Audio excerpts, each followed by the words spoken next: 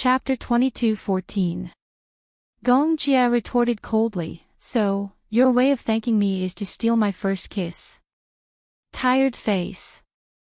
Yu Yu sucked in a breath of cold air. His eyes widened in shock as he stared at him in disbelief. Clearly, he was doubtful of his words. "So," Yu Yu suddenly inched closer to him and said teasingly, "Uncle is still a pure and innocent little virgin?" **T. Gong Jia's face turned red. He was so embarrassed that he looked like he was about to bleed. He said in all seriousness, "Uncle has been on the battlefield since he was young. I've been to many battles and have given pointers." **T. Yu covered his mouth and snickered. "Giving pointers? Giving pointers to you?" Gong Jia was beyond embarrassed. He was in his 20s, yet he was being mocked by a 7-year-old boy. He couldn't take it lying down. Gong Jia glanced at Yu Yu, who couldn't stop snickering, and said coldly, "Humph. I'm not going to stoop to your level." "Hee, stubborn." Yu Yu mocked him.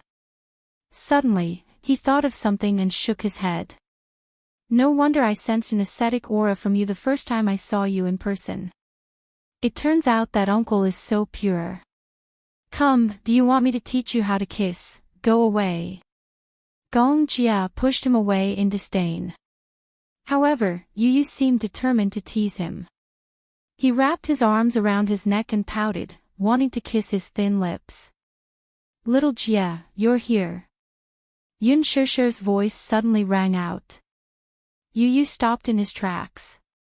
Both he and Gong Jia looked back and saw Yun Shishir standing at the kitchen door, smiling like a flower. "You're just in time.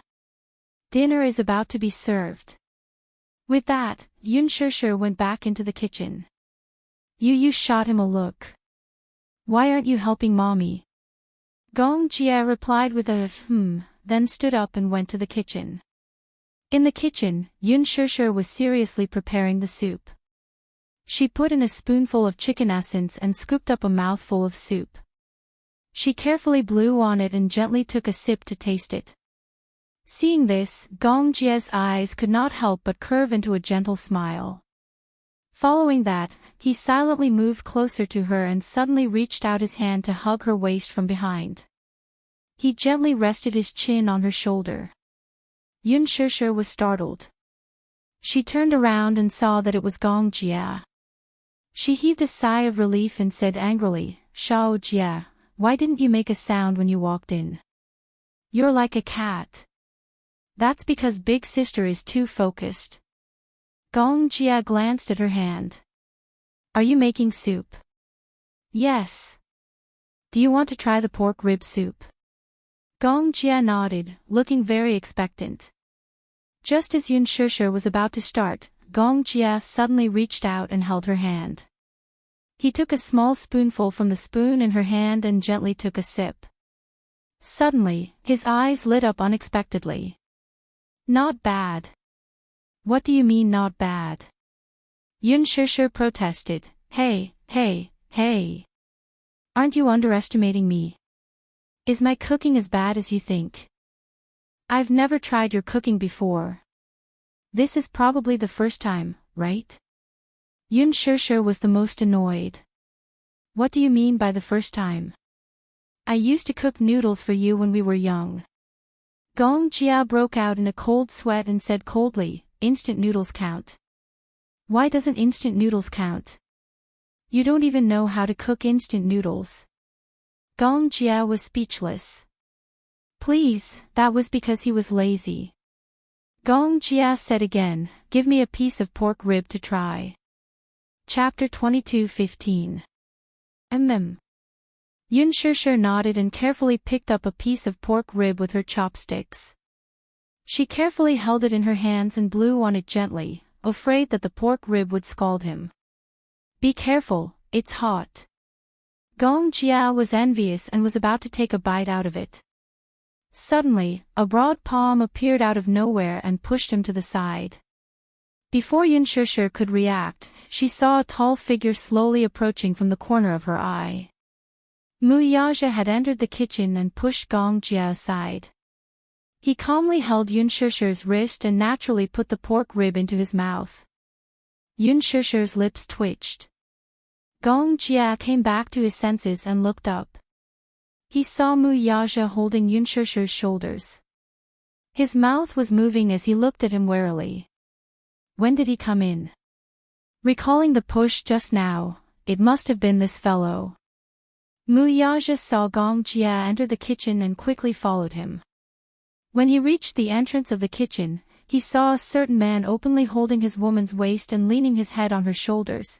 Although this man was his legitimate brother-in-law, he found this scene extremely annoying no matter how he looked at it. Hence, just when Yun Shishir was about to feed him the pork rib, Muyaja walked over and pushed Gong Jia away. He leaned forward and pulled Yun Shishir into his arms as if declaring his sovereignty. When Gong Jia saw this, he narrowed his eyes slightly and snorted coldly. "Brother-in-law, what are you doing?" Muyaja said righteously, "I'm here to help." Help? Who would believe that? He obviously didn't want to see him being too intimate with his sister. Gong Jia gritted his teeth. This was the reason why he didn't want his sister to get married. Out of nowhere, another man appeared in his sister's world and fought with him for his sister's love. More importantly, this fight was perfectly justified. He had no room to refute. Gong Jia felt particularly unbalanced. He glanced at Muyaja, only to see him sizing him up as if he was looking at an invader. The two men glared at each other like tigers eyeing their prey. In the air, electric currents couldn't help but collide. Like electric sparks, they faced off in an invisible confrontation. Yun Shishir broke out in a cold sweat. She picked up 2 pieces of pork ribs with her chopsticks and stuffed them into each of their mouths. Then, she pushed the 2 of them out. "Go back to your seats and sit down. Don't get in the way here." "Madam, sister," bang. The kitchen door slammed shut. The 2 men were given the cold shoulder at the same time. They resentfully turned their faces and looked at each other in disgust. Yu Yu and Xiao Yichen sat at the side, the corners of their lips twitching. Then, they looked at each other and gave each other a look. The 2 little fellows walked over and each of them hooked their arms around a man's arm. Xiao Yichen hooked her arm around Muyaja's arm and pushed him back to the table. She urged, "Daddy, stop messing around. You're going to be a burden if you go to the kitchen to help. Be good and sit down." Yu Yu pulled Gong Jia to sit opposite Muyaja and reminded him, "Uncle, be good and sit down. Dinner will be served soon." With that, the 2 little fellows hooked their arms around each other's shoulders and went into the kitchen to help. Chapter 22:16. Yu Yu and Xiao Yichen served a sumptuous spread of delicacies to the table. "Let's eat." The table was filled with laughter. Yun Shishir poured wine for Yun Yeqing and Yun Yeho. As for the mother-daughter pair, they behaved themselves and ate in silence. Yun Qinli was the tactful one. Occasionally, she would chime in with a few pleasing words and quickly immerse herself in the joyous atmosphere. Halfway through the drinking session, Gong Jia and Muyaja started a fight. The 2 men sat opposite each other and downed an entire bottle of white wine. Of course, Gong Jia was the first to start the fight. He first poured half a glass of white wine and raised a brow in Muyaja's direction. Then, he raised his wrist and offered a toast. That look was undoubtedly a blatant provocation. There was no reason for Muyaja not to accept his brother's toast. After all, he was the older one. Besides, how could he have stage fright when his brother-in-law offered a toast?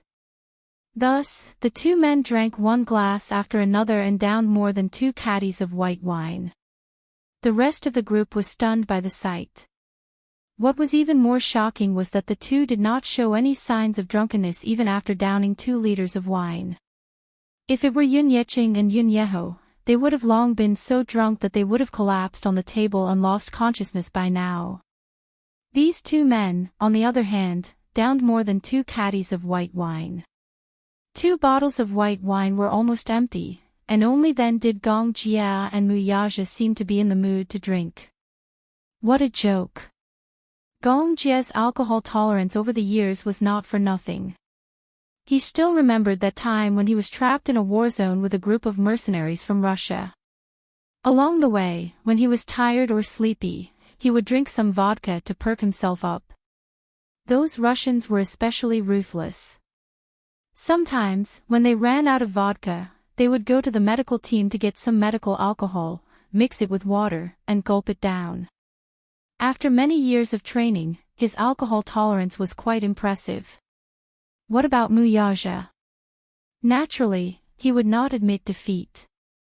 He had experienced many such situations since he was young, whether it was a dinner party or a drinking party. When he was very young, he started drinking alcohol. His alcohol tolerance was trained since he was young. First, he drank red wine. Slowly, he moved on to white wine, vodka, and many other strong liquors. Therefore, when he and Gong Jia were placed together, their alcohol tolerance was about the same. Neither of them was giving way to the other. Yu watched from the side with a guilty conscience. These 2 guys didn't drink in small sips. They either didn't drink or drank it all in one go. Wasn't this combat power too terrifying? Could it be that this white wine was mixed with water? With this question in mind, Yu curiously picked up the wine glass when Mu Yaja wasn't paying attention. She licked the white wine with her little tongue. She had only touched a drop when she suddenly choked on it. It was so spicy that she rolled her eyes and clicked her tongue for a long time. Her face instantly turned red from the spiciness. Ha ha ha. Yun Yecheng was amused and deliberately teased her. Yu, does the wine taste good? Yun Yeho could not help but laugh. You're so young, yet you want to learn how to drink like an adult. You're really promising. It suddenly started snowing outside the window. The snowfall was a little sudden and rushed. In just a short while, a thin layer of snow had accumulated on the ground, trees, and roof. In just a short while, the snow had become much thicker. Chapter 22:17. As they walked past, they left a trail of footprints of varying depths. Xiangdi Walk was a retro castle-designed villa and bungalow. After the snow fell, it felt like a fairy tale world. Xiao Yichen pointed out the window excitedly and exclaimed, "Wow! It's snowing! It's snowing! We can have a snowball fight later." Yu pretended to be reserved and ate quietly. Xiao Yichen suddenly tugged at his sleeve and encouraged him, Yu, let's play in the snow." "Humph, I don't want to play such a childish game with you," Yu said proudly. However, even though he said that, he ate faster. Only God knew how much he looked forward to having a snowball fight. In the past, when it snowed in winter, Yun Shishir would not allow him to go out and play in the snow. After all, his body was weak. If he went out to play in the snow, he would catch a cold and catch a cold. With little Munchkin's physique, it would take at least half a month for him to recover. Moreover, it was boring to play in the snow alone. Even so, when it snowed, the little guy was still very excited. Hence, Yu would sneak out behind Yun Shishir's back. Even if he hid in a corner and built a small snowman, he would still be satisfied. After the reunion dinner, Yu and Xiao Yichen pestered Gong Jia to build a snowman outside the house. Dragging Gong Jia along was not enough. Yu insisted on bringing Mu Yaja along to have a snowball fight. Mu Yaja was silent. He sized up the 2 little guys who were eyeing him covetously. Who was the one who said not to play such a childish game like a snowball fight? Sensing Mu Yaja's teasing and playful gaze, Yu, who had just put on his gloves and hat, glanced at him. Then, he blushed and cleared his throat. In a serious tone, he said, "Xiao Yichen wants to play. I'm just accompanying him." This seemingly perfect excuse was met with disdain from Gong Jia and Xiao Yichen. Xiao Yichen said in disdain, "You, I think you want to have a snowball fight too. If you want to play, just say it. What do you mean by playing with me?" Yu Yu's face turned even redder. "Shut up. Who said I wanted to play? Weren't you the one who kept encouraging me to have a snowball fight? Didn't I do it to accompany you?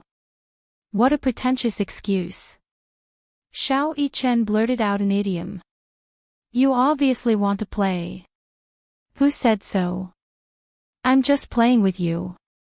It's you who wants to play." Just like that, the two little guys bickered and led Gong Jia and Mu Yaja out to play in the snow. Yun Shishir couldn't help but worry.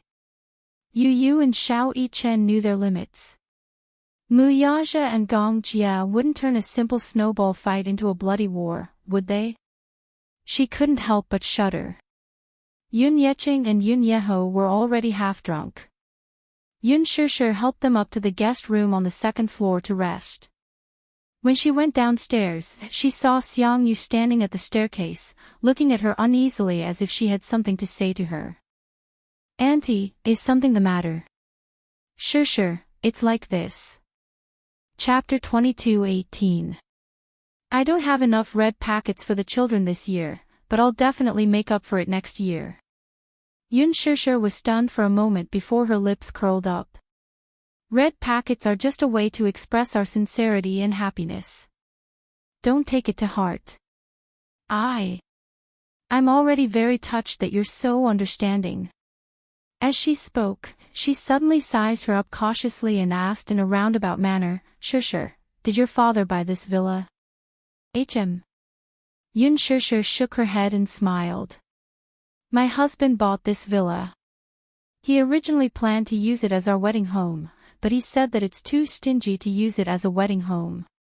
Her nonchalant words set off waves of shock in Xiang Yu's heart.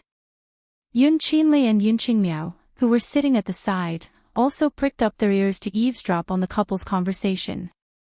When they heard Yun Shishir casually say that this villa was too stingy to use as a wedding home, they could not help but feel envious. This villa was small. It was more than 300 square meters in size, not including the 2 basement floors. With 4 floors and a small attic, there were a total of 8 rooms. It would not be a problem for 4 generations to live under the same roof. How could a newlywed's wedding home be called small? Wasn't her tone a little too arrogant? Yun Qingmiao could not help muttering secretly, "What does this brother-in-law do for a living? Why is he so rich? To be able to hold such a grand wedding on a private island, brother-in-law must have a powerful background. Is there a need to ask? With so much money, this villa is nothing to him. Things that are valuable to us are as light as a feather in his eyes," said Yun Qinli. Yun Qingmiao's eyes turned redder as she bit her lower lip hard. Sometimes, some things were really unfair. It was really unfair. How much did Yun Qingmiao yearn for such a villa? It had 4 floors above ground and 2 basement floors, including the attic. It was a spacious villa with a garden, and the luxurious decor was unbelievably beautiful. Such a villa was located on a piece of land where every inch of land was worth its weight in gold. If she wanted to own it, she would not be able to touch it even if she spent her entire life. Yun Shishir, on the other hand, had easily obtained all of this. Why? Wasn't it because she had married a rich husband? If brother-in-law wasn't so rich, with Yun Shishir's standard, how could she afford to live in such a high-end villa area? Yun Qinli was also very jealous. If she could stay in such a villa for a night, she would be very happy.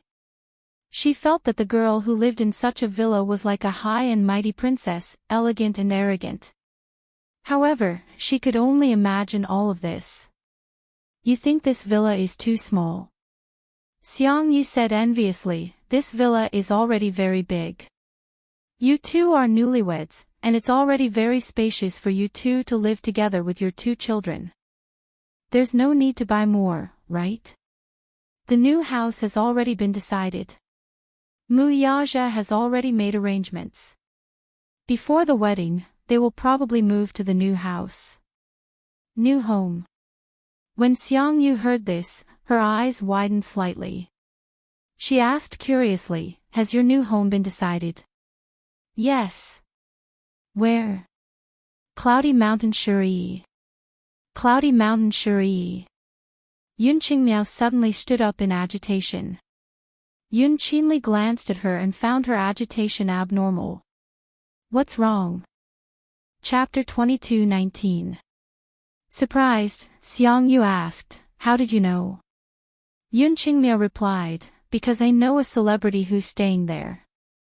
I heard that she spent hundreds of millions to buy a mansion in Yunshan Shuri." Some reporters snuck into the villa and took a few shots. "It's really beautiful." Hearing this, Xiangyu was speechless. Yun Shishir curled her lips expressionlessly and said, "Yunshan Shuri is a property that Yaja personally developed.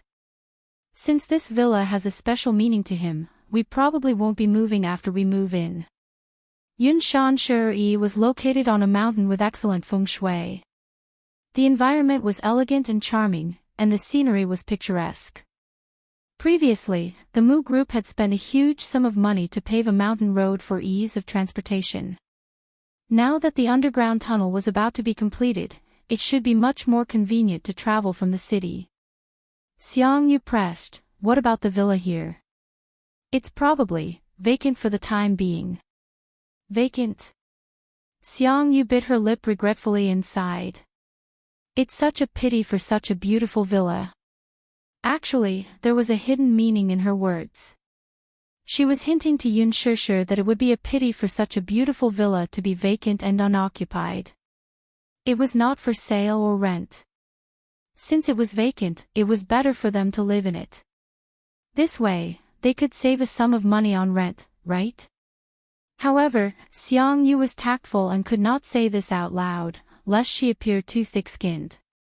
Hence, she could only beat around the bush and remind Yun Shishir to take the initiative to invite them to move into the villa. Yun Shishir was smart enough to understand what Xiangyu meant, but she pretended not to understand and smiled. He has many properties under his name, and most of them are vacant. He might auction off a few of them in the future. Yun Qinli suddenly asked curiously, "Sis Shishir, what does brother-in-law do for a living?" "He's also rich. With so many properties under his name and such a huge villa, his net worth should be hundreds of millions, right?" Yun Shishir only smiled and turned around to clear the table. Xiangyu glared at them. In front of Yun Shishir, she pretended to be exasperated and said, "Qingmiao, Qinli, learn more. Don't just be envious of how happy Shishir is now. She also suffered a lot back then. Now that her life is better, it's all because she has a good eye for people and married such an outstanding person like your brother-in-law. So, when you guys are dating, keep your eyes open and find a good match. In the future, you can live a good life like Shishir." Yun Shishir's movements suddenly stiffened. On the surface, Xiangyu's flattering words fell into her ears, but they were especially unpleasant. What she was implying was that the reason she could live such a good life was all because of men. But what made her uncomfortable was that she made it sound as if she had chosen to marry Mu Yaja because of his wealth. But in reality, no matter if it was rich or poor, even if it was just a small house, she would be satisfied. The definition of home was not how big it was. Instead, it was home where she could see the person she loved and live in harmony and warmth. That was her ideal home. Yun Qingmiao and Yun Qinli were still saying enviously, "Sis Shishir is so lucky to be able to meet such a perfect man like brother-in-law." Chapter 22:20. Yun Shishir turned around and smiled sweetly all of a sudden. "I'm indeed very lucky. The man I love loves me back. This is a blessing that many people can only wish for. How can love alone be enough? Love is important, but material things are also indispensable." Yun Qingmiao said matter-of-factly.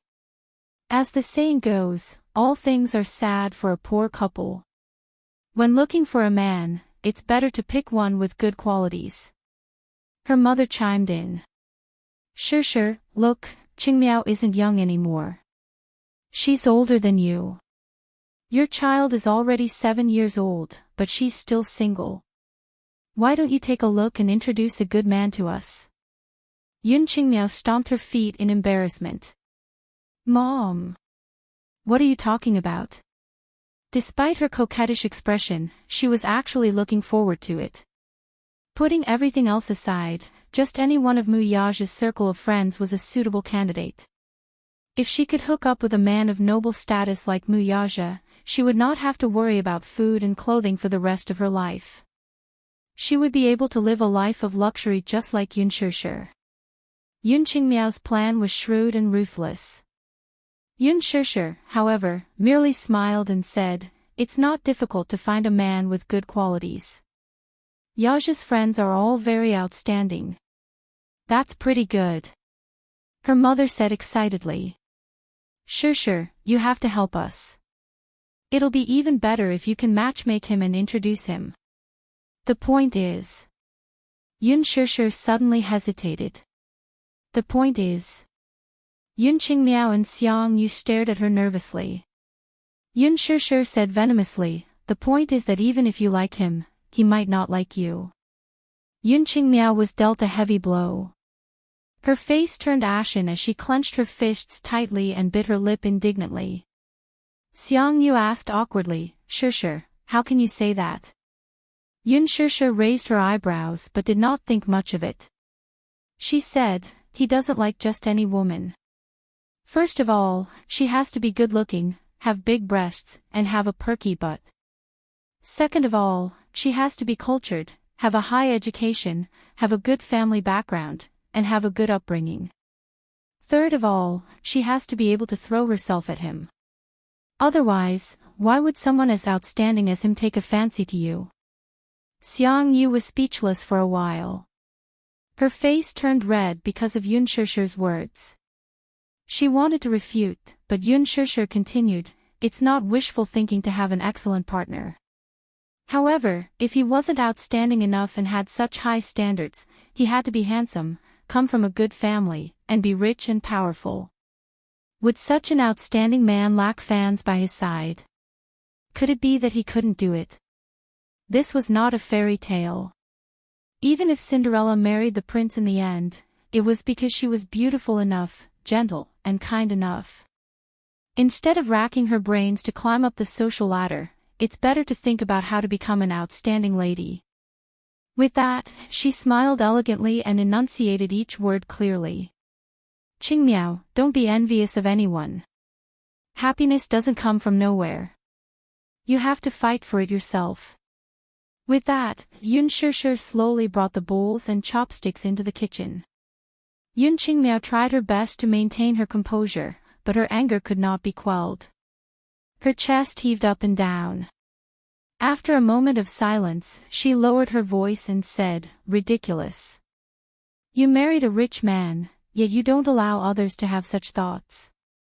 Chapter 22-21.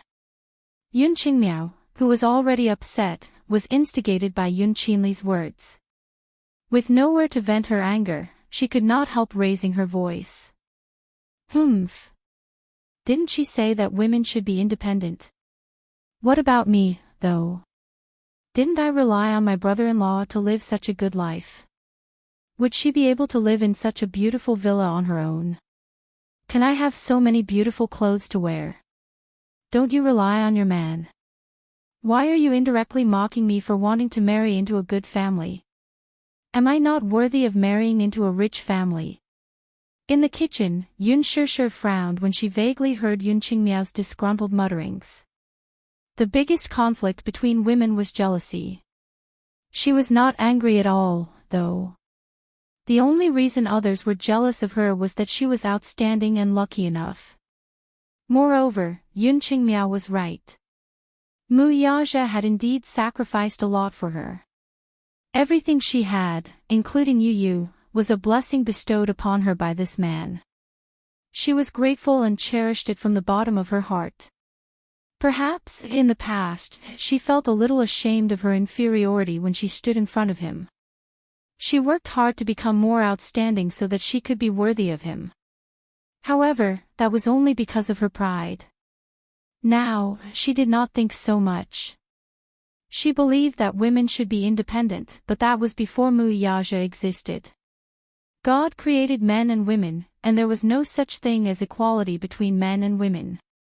Men had more innate advantages over women, be it in strength, ability, or responsibility. Women, on the other hand, were gentler and more delicate than men. The two were interdependent in the first place. Women should be independent, but if a man was outstanding and responsible enough, it was better for them to rely on and trust him with peace of mind. Women yearned for such reliance. Men, on the other hand, relied on such reliance. She smiled nonchalantly and turned on the tap to wash the dishes. Yun Qingmiao heard the sound of running water coming from the kitchen, and her emotions became more complicated. She clenched her fists tightly and pursed her lips in grievance. Her mother said, "What do you know? This is called a sense of superiority. Shusher's life is better now. She married a good husband, entered a rich family, and has a pair of adorable Xiao Bao. This is a classic example of a mother relying on her children to rise in status, but I think she won't be able to enjoy such blessings for long. She's no different from those nouveau riches when she's so arrogant. Isn't she just a little lucky?" Yun Qinli added, "Poor us, we can only be envious. Mom, look, we're here to be bullied. She may seem low-key on the surface, but isn't she just flaunt in disguise? She's just saying that to show us how outstanding she is." Her mother Qinli. "Okay, don't let her hear you." Yun Qingmiao grumbled unhappily, "That's how it is." Qinli didn't say anything wrong. She even said something like, "Why would someone so outstanding like you? Why don't you take a look at yourself? Brother-in-law is so outstanding, why would he like her? Because she's Yun Shusher." Muyaja's cold voice was suddenly heard from the door. The mother-daughter trio jerked their heads up in shock, only to see Muyaja at the door. Chapter 22-22. Originally, the door was left ajar and was not closed at all. The two lads were having fun playing in the snow outside. Now that the snow was getting heavier, Gong Jia teamed up with the two lads to have a snowball fight. In the end, they were beaten by Xiao Yichen, whose fighting prowess was off the charts. Muyaja originally did not want to participate, but Yu coquettishly asked him to join in the fun. He and Muyaja would be on the same team, while Xiao Yichen and Gong Jia would be on the same team. Gong Jia was satisfied with that and encouraged him to join in as well. Muyaja simply decided to come back to get a pair of gloves and join the battlefield. However, just as he reached the door, he heard the trio's discussion.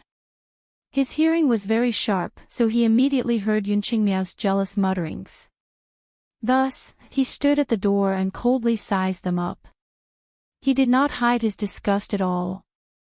The trio saw him standing at the door as if he had heard all their complaints about Yun Shusher. For a moment, they felt extremely embarrassed. Yun Qingmiao, in particular, stood up nervously and looked at him in trepidation. She shrunk her shoulders and blushed. "Brother-in-law, when did you come in?" She shrunk behind Xiang Yu's back, obviously feeling very guilty. She did not know how much of her words had been heard by this man, so she felt guilty. Muyaja coldly pursed his thin lips and then slowly took a few steps toward them. When he was about 3 to 4 meters away from them, he stopped and slowly walked out. "I don't like anyone talking about my wife behind her back, even if it's someone close to her. Gossiping like this is very annoying." These were not particularly harsh words, but coming from Muyaja's mouth, they were full of mockery and disgust. There was a faint murderous aura and an overbearing aura. Yun Qingmiao's body swayed a little, and she almost lost her balance. "You dote on my sister so much, don't spoil her." We shouldn't talk about her, but she was the one who, whether I dote on her or not, it's not up to you to stand here and criticize, right? Muyaja curled his lips coldly and said in disgust, "You're not welcome here." Scram. Brother-in-law, shut up. Muyaja's cold and indifferent eyes fell on them, his tone not allowing them to object. Feeling guilty, Yun Qingmiao swallowed the words that were about to rush out of her mouth. She took a deep breath and looked at the tightly shut kitchen door. She did not know where the courage came from, but it could be due to extreme jealousy or displeasure in some aspect, but she snapped, "Why should I? Wasn't this too unfair? What right did she have to put on such a high and mighty attitude, like a spoiled princess who was pampered in the palm of someone's hand? And we're just complaining. Is there no room for negotiation? Moreover, what did I say wrong? How was she outstanding? She gave birth to a child at the age of 18 and got pregnant before marriage. She's such a pair of broken shoes and doesn't know how to behave. What's there to be proud of?" Smack. Muyaja's face was horrified as he raised his hand to slap her. He had never hit a woman before. In his opinion, men who hit women were scum. However, when Yun Qingmiao vented her anger by saying those words, he almost could not control himself and subconsciously slapped her. Chapter 22-23.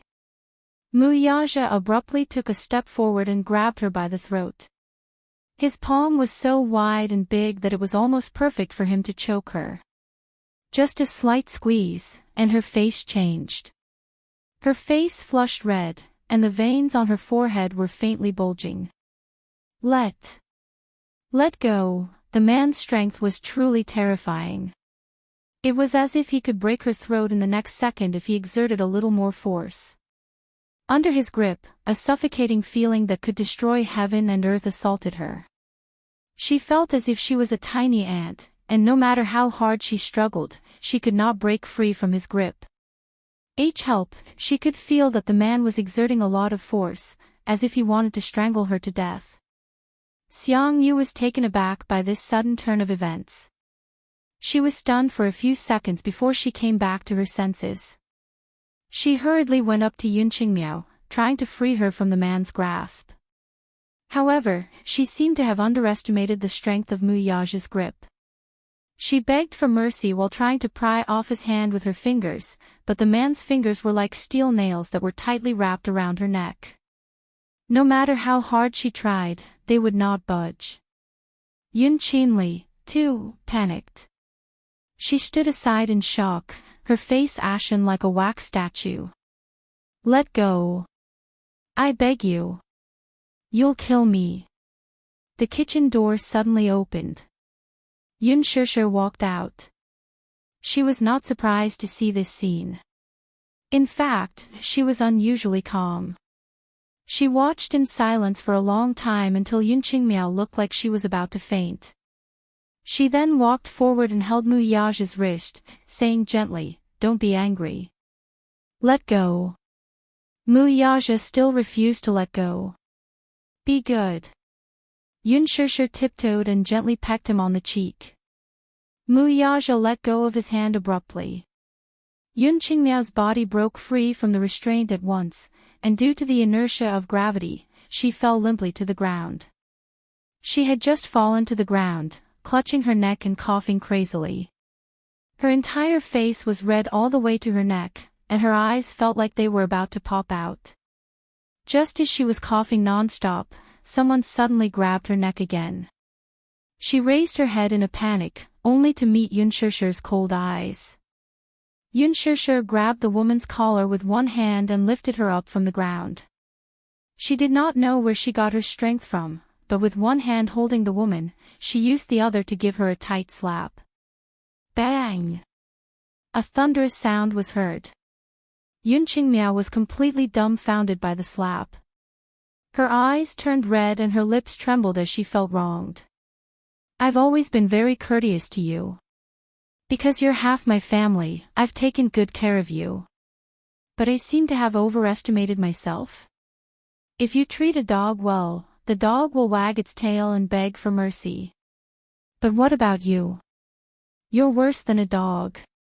Xiang Yu felt humiliated and called out in disappointment, Sure. How can you say that? What do you mean you're worse than a dog? Isn't that so? Chapter 22-24. With that, Yun Shishir flung Yun Qingmiao away. Yun Qingmiao stumbled a few steps backward and bumped into Yun Qinli. Tears rolled down her cheeks.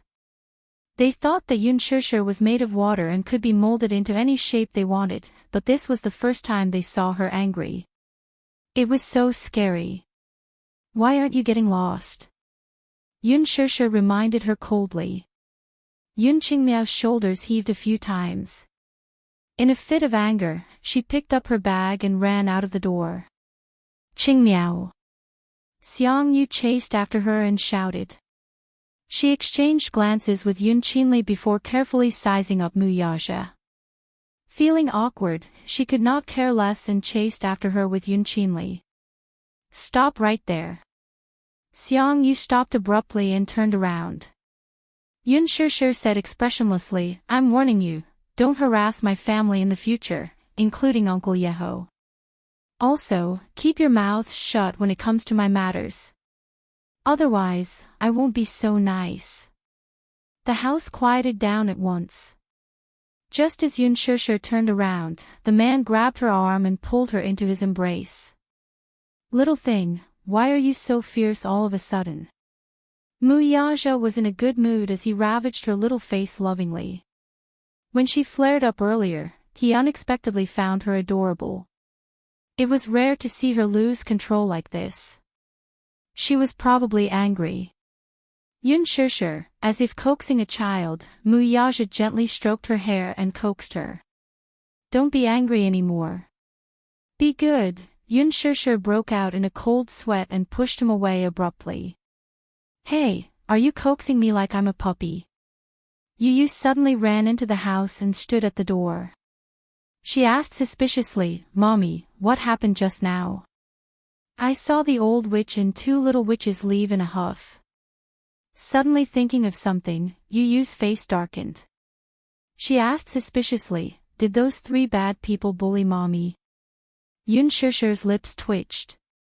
Feeling that the father and son were spoiling her like a child, she pushed Mu Yaja toward the door. All right. All right. The bad people have been chased away by Mommy. Be good and go have a snowball fight. Mommy, Yu suddenly looked at her father sympathetically and said kindly, if you want to have a snowball fight, at least give Daddy a pair of gloves, right? Yun Shishir's face faces she stuck out her tongue. Mommy's right hand. She ran to the cloakroom and took out a pair of gloves. She walked out and put them on for him as she urged, all right, go now. Mommy's afraid of the cold, so I won't play with you. Daddy will play with you. With that, Yun Shishir added, we'll come back to make dumplings together later. Yu glanced at Yun Shishir's nonchalant expression and felt reassured. She stuck her tongue out and said, all right, Mommy will prepare the filling for the dumplings first. We'll make dumplings together later. With that, he held Mu Yaja's hand impatiently and ran out of the house. Yun Shishir returned to the kitchen and put the clean dishes into the dishwasher. She took off her apron and walked to the balcony. Leaning against the window, she silently looked out at the courtyard. From her angle, she could observe the battle. Chapter 22-25. In the courtyard, the four of them were divided into two teams. Yu and Mu Yaja were in one team, while Gong Jia and Xiao Yichen were in the other team. However, no matter how one looked at it, Xiao Yichen's team was more powerful. Gong Jia smiled sinisterly and shook Xiao Yichen's hand. Then, the uncle and nephew looked at the other team and said ruthlessly, you're finished. Be careful not to get destroyed by us. However, Yu refused to admit defeat and said, Uncle, don't underestimate my and Daddy's fighting skills. Don't say ruthless words first. In the end, you'll be defeated by Daddy and me. Yun Shishir burst out laughing when she heard this. In a short while, Yu and Mu Yaja worked together to build a trench and build a sturdy fortress with snow. It was undeniable that Yu had a talent for snowball fights. When he was building the fortress, he even knew that snow alone was not sturdy enough. Hence, he found some discarded bricks from somewhere and built a small fortress. Then, he covered it with snow. Muyaja's eyes were wide open as he watched from the side. Yu said disdainfully, "Daddy, why are you standing there like a fool? Prepare the ammunition." Muyaja scoffed at his father's disdain. Then, he squatted at the side and quietly prepared the ammunition. "Make the snowball bigger. Use your hands to squeeze it or it will fall apart." After Yu finished building the fortress, he squatted on the ground and started to make the snowball. Then, he started to talk about the battle strategy. "Later on, I'll be in charge of defense and producing the ammunition. You'll be in charge of the attack." Muyaja nodded obediently like an obedient soldier.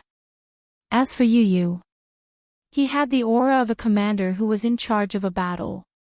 Soon, the snowballs were ready.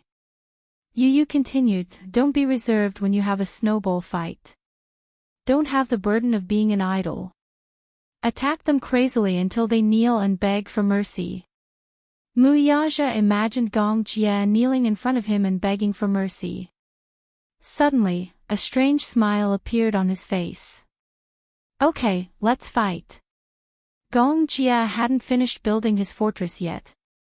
Although Xiao Yichen was a fierce fighter, he was clumsy when it came to work behind the scenes. Compared to Yu, who was the king of craftsmanship, what about Gong Jie? It wasn't any better. Yu had already made the snowballs, but they had only built half of the fortress. While the uncle and nephew were still figuring out how to build the fortress to be strong enough, Muyaja and Yu's first wave of attacks had already arrived. A solid snowball smashed into Gong Jie's head with a dong sound. Ouch! Gong Jie screamed and fell to the ground. Little Yichen was flabbergasted. Usually, when a snowball smashed into a person's body, it would scatter and turn into broken snow. However, Yu and Muyaja had figured out that during a snowball fight, the snowball had to be squeezed tightly to remove the moisture from the snow. Muyaja had a lot of strength in his hands. A snowball was squeezed into an ice ball and smashed onto Gong Jie's head, but it didn't shatter.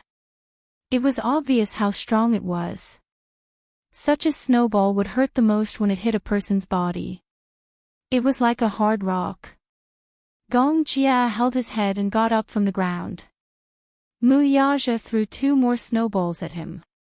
He seemed to be aiming accurately. All 3 snowballs hit Gong Jie's head without missing a target. Chapter 22-26. Gong Jie howled again as he suffered 3 consecutive critical hits and fell to the ground. Yu laughed maniacally and said humiliatingly, "Uncle, you're a weakling." Yun Shishir couldn't hold it in anymore and laughed as well. "Weakling?" Gong Jie got up from the ground angrily. Perhaps he was too agitated, so he grabbed a ball of snow from Mu Yichen's unfinished fortress. He squeezed it slightly and threw it at Muyaja. Muyaja moved elegantly and dodged it nimbly. The snowball smashed onto Yu's body and shattered immediately. It didn't hurt at all. Mu Yichen said pitifully, "Uncle, don't touch my fortress." Smack! Gong Jie hit his head in disappointment and said gloomily, "They're already at our door. Why are you still building a fortress? Let's start fighting." Xiao Yichen gave up on the fortress and stopped defending. He grabbed a snowball from the ground and threw it at Muyaja. The uncle and nephew sent snowballs flying at Muyaja one after another. The flames of war spread. Yu went back to the fortress and started to make snowballs continuously. Then, he sent them to the battlefield continuously. He cheered for Muyaja loudly, "Daddy, go. Kill them." Muyaja went all out as he attacked the pair of uncle and nephew. Yu Yu's snowballs were of excellent quality. They had strong attack power and increased the critical hit attribute. Seeing this, Yun Shishir laughed so hard that her stomach hurt. How were those snowballs? They could be considered ice balls, right? Xiao Yichen and Gong Jie's fighting skills were top-notch, especially Gong Jie. After all, he was an adult and his skills were on par with Mu Yage's. With Xiao Yichen's help, they were equivalent to half of Mu Yage's fighting skills. The two of them cooperated well and attacked together. However, both of them were on the front line and lacked ammunition. The two of them were evenly matched. Yu Yu watched the battle and made snowballs at the same time. He was overjoyed. Yun Shishir couldn't help but feel sorry for Yu Yu. Then, she smiled in relief. Putting aside those annoying matters from just now that he had calmed down and watched the family of four make a mess in the courtyard, a kind of peaceful happiness arose spontaneously. Yu Yu hadn't played so happily in a long time, right? When he was a child, every time it snowed in winter, many children would run out of the house to have snowball fights. In the past, at this time, the little guy would lie on the window and watch with envy and yearning. However, because of his health, he was ordered to stay at home. Therefore, he could only envy. However, it was different now. With Gong Jie, Xiao Yichen, and Mu Yaja as his playmates, he probably wouldn't feel lonely this winter. In the courtyard, the smoke of gunpowder filled the air and the flames of war raged on. Gong Jie and Little Yichen fought side by side in a ferocious battle. Mu Yaja, too, went all out. He was actually on par with the two of them alone. The four of them had a strong desire to win. Even though it was just a game, they gave it their all and didn't hold back at all. Xiao Yichen saw that his father couldn't win, so he quickly aimed at Yu Yu. Hence, he picked up a snowball and attacked Yu Yu. Chapter 22-27. Yun Shishir could not help feeling eager to give it a try. Just looking at it made her excited. Hence, she put on her gloves and scarf and sneaked into the yard. Without thinking, she joined Yu Yu's team. Yu Yu was excited when she saw her mommy. "Mommy, you're here too." "Yeah. Mommy will play with you guys, okay?" "Okay." Gong Jia was competing with Mu Yaja. The two tall and burly men were fighting, so they didn't notice Yu Yu's team's reinforcements. Yun Shishir picked up a snowball and threw it at Gong Jia. The snowball hit Gong Jia's neck. As he wasn't wearing a scarf, the snowball entered his collar with a whoosh. The frozen snowball slid into his clothes and stuck close to Gong Jia's warm skin. Gong Jia was so cold that he almost jumped up. He turned around murderously and saw Yun Shishir smiling at him. She even beckoned him with her finger. "Bring it on. Sis. You're cheating." Gong Jia instantly complained aggrievedly. "It's not fair to have 3 people against 2. Yeah. Mommy, you're biased. You're helping Yu Yu and not helping me." Little Yichen wanted to cry but had no tears to shed. He pursed his lips, feeling extremely wronged. Yun Shishir couldn't bear to see this. She quickly shifted her center of gravity, picked up a snowball, and threw it at Mu Yaja. Mu Yaja had originally treated her as a teammate. He didn't expect that his backyard would be on fire and he would be ambushed by his own family. However, he didn't show any mercy. He picked up a snowball and chased after her. Yu Yu piled the snowballs together and joined the battle. However, because of Yun Shishir's participation in the team, the balance was completely destroyed. In the end, there were no clear teams. In the courtyard, Yun Shishir quickly switched sides and chased after Gong Jia with Yu Yu. Gong Jia couldn't bear to hit her. Hence, he threw snowballs at Mu Yaja with all his might. Mu Yaja, on the other hand, chased after Little Yichen and threw snowballs at him. Xiao Yichen couldn't beat Mu Yaja, so he could only aim at Yu.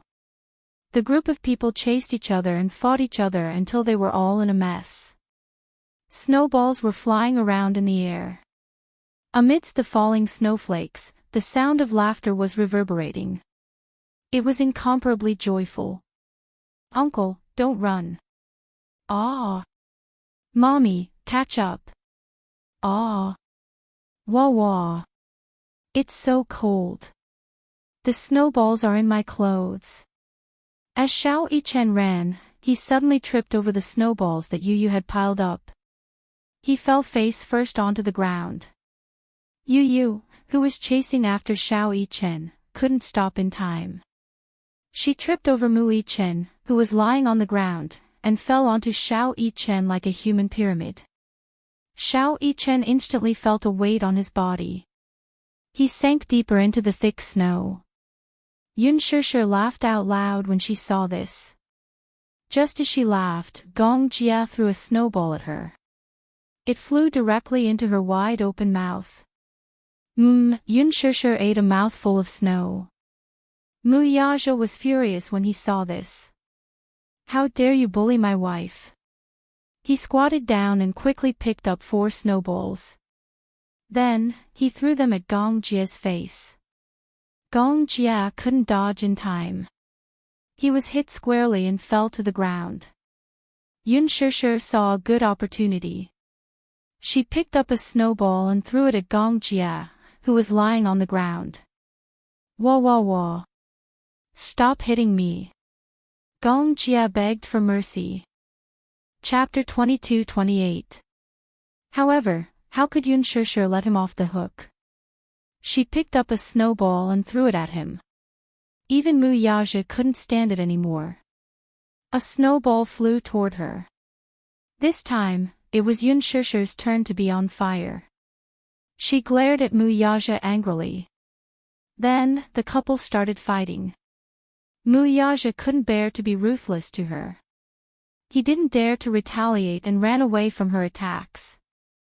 Xiao Yichen clapped and cheered when he saw that someone had finally stepped forward to teach his arrogant daddy a lesson. Gong Jia quickly got up from the ground and joined forces with Xiao Yichen. They picked up a snowball and chased after Mu Yaja while throwing it at him.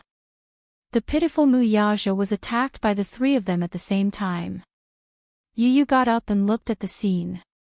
He shook his head and sighed. His heart ached as he said, "Daddy is so pitiful." As soon as he finished speaking, he picked up a snowball and joined Yun Shishir in attacking Mu Yaja. This time, Mu Yaja's backyard was on fire. He was chased by the 4 of them. In the end, Mu Yaja didn't even have time to make a snowball.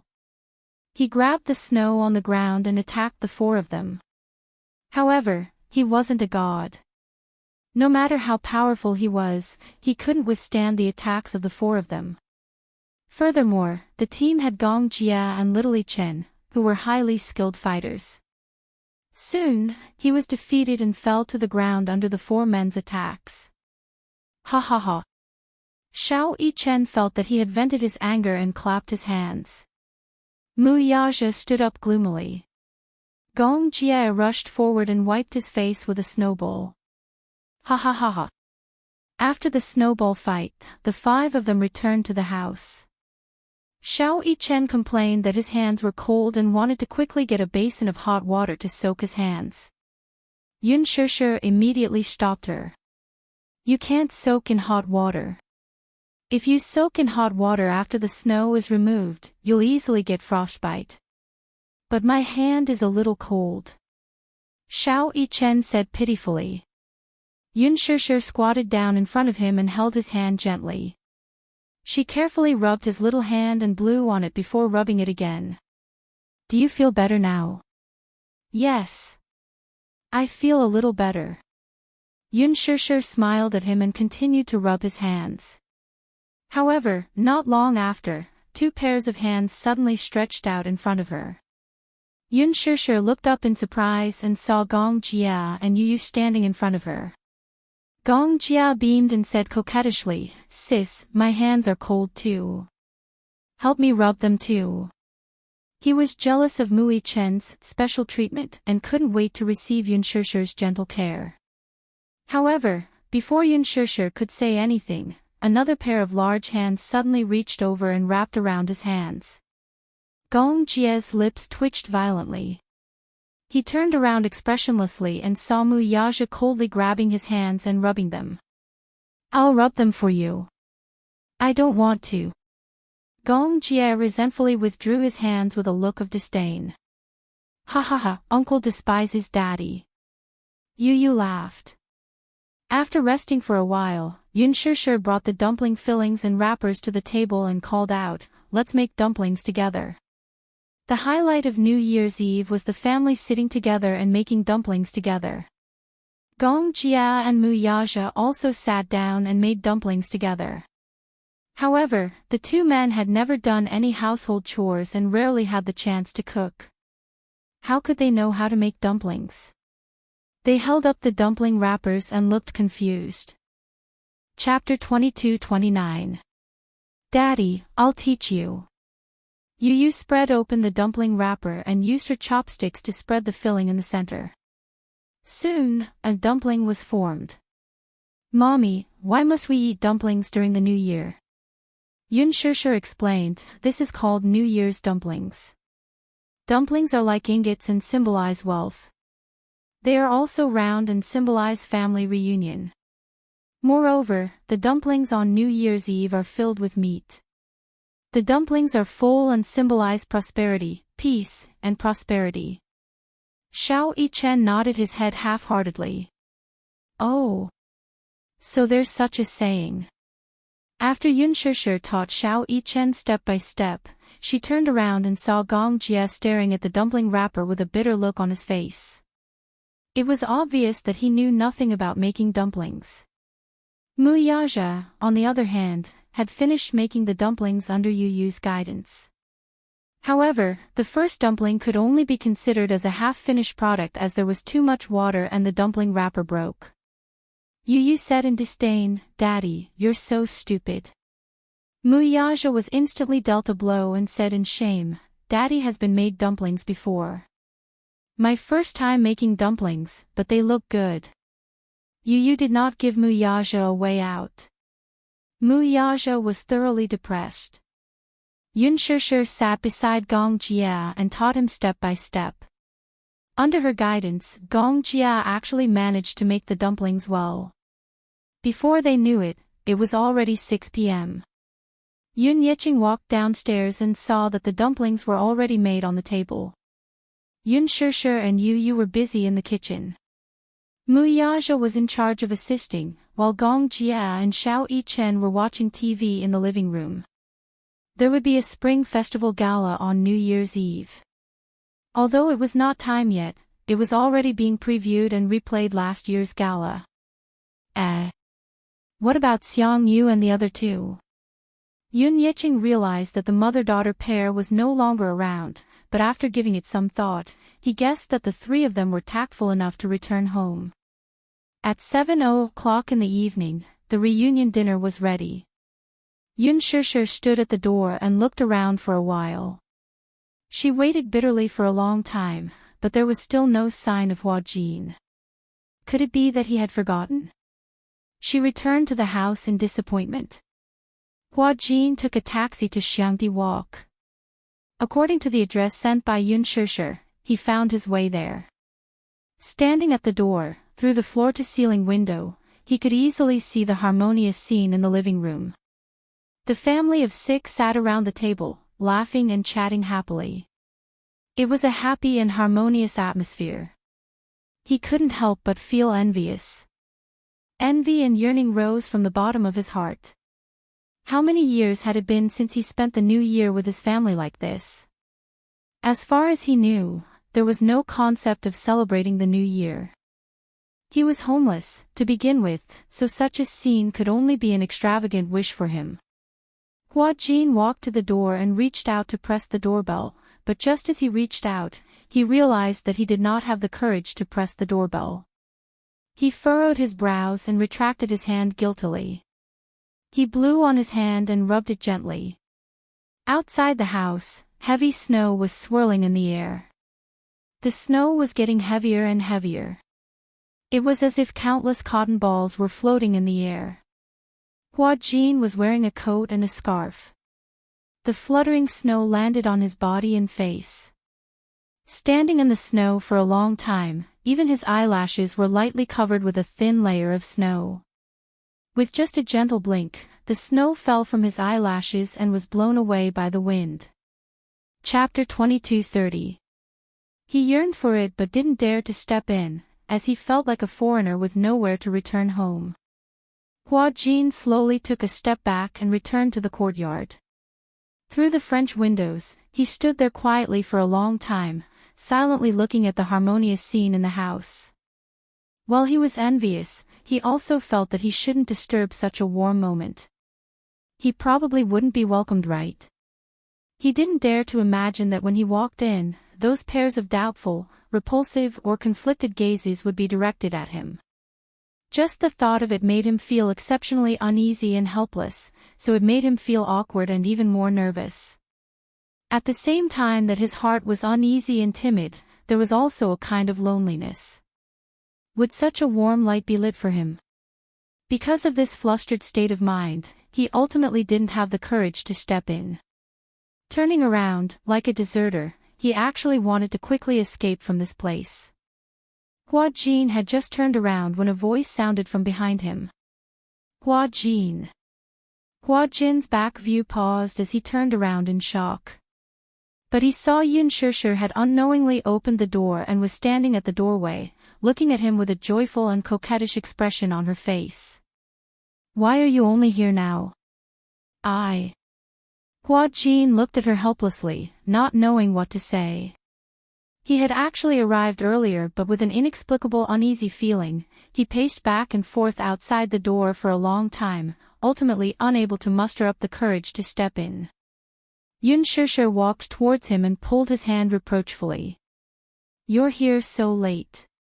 Everyone's waiting for you and the hot dishes haven't been served yet. Quickly come in. Shishir. Before Hua Jin could express his opinion, Yun Shishir had already held his hand and walked into the house. Wait a minute. Hua Jin stood still with some apprehension, seeming to be a little uneasy. Yun Shishir turned around in astonishment, only to see his desolate expression which made one's heart ache as he stammered, Everyone. Will everyone welcome me? Yun Shishir was stabbed by his disappointed expression, and her heart ached. However, Hua Jin smiled awkwardly and said quietly, I'm afraid. I'll disturb you, Shishir. How about, what are you talking about? Yun Shishir tenderly held his hand and smiled charmingly. Everyone is waiting for you. That one sentence touched his heart all of a sudden. Hua Jin's eyes widened in surprise as he looked at her in disbelief. Really? Yes. Yun Shishir continued, You're the only one left. After the New Year's Eve dinner, let's go to the riverside to set off fireworks. We've already made an appointment. You can't break it. Hua Jin's heart skipped a beat, and a warm current flowed into his heart without any warning. Yun Shishir didn't care about his concerns and led him into the house. Hua Jin didn't struggle or avoid her and allowed her to lead him into the living room. The heater was turned on in the spacious living room. When he was surrounded by the warm lights, his mind suddenly turned white. Looking at the people sitting around the table, he suddenly didn't know how to react. Sorry to keep everyone waiting. Let me introduce you. This is my friend, Hua Jin. Xiao Yichen was the first to stand up when he saw him. Oh. Mommy said that a friend would be coming over tonight. Is that brother Hua Jin? I know him. The male lead of Lethal Beauty. Chapter 22:31. Yun Shishir had already told them beforehand that she would be having New Year's Eve dinner with an important friend tonight. Naturally, Mu Yaja recognized him. His lips curled into a smile to express his friendliness. Gong Jia did not say anything, but there was no repulsion on his face. Instead, he consciously emptied the seat beside him. Xiao Yichen, on the other hand, stood up, carried a stool, and placed it beside Gong Jia. He greeted, "Brother Hua Jin, have a seat. I'll get you a bowl and chopsticks." As he spoke, the little guy nimbly brought a bowl and chopsticks from the kitchen. Yun Shishir pushed Hua Jin to the table and sat down.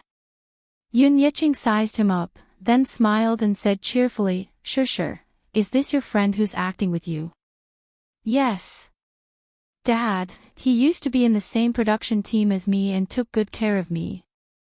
He's considered my senior." Yun Yicheng immediately said, "This young man is so handsome. He's prettier than the girls. Hello, thank you for taking care of our Shishir." After a few words of greeting, the atmosphere became harmonious. Hua Jin's blank mind was injected with a trace of vitality, and the uneasiness quickly dissipated. He greeted them one by one. His mouth was sweet, and he coaxed Yun Yicheng happily. Yun Shishir also sat down.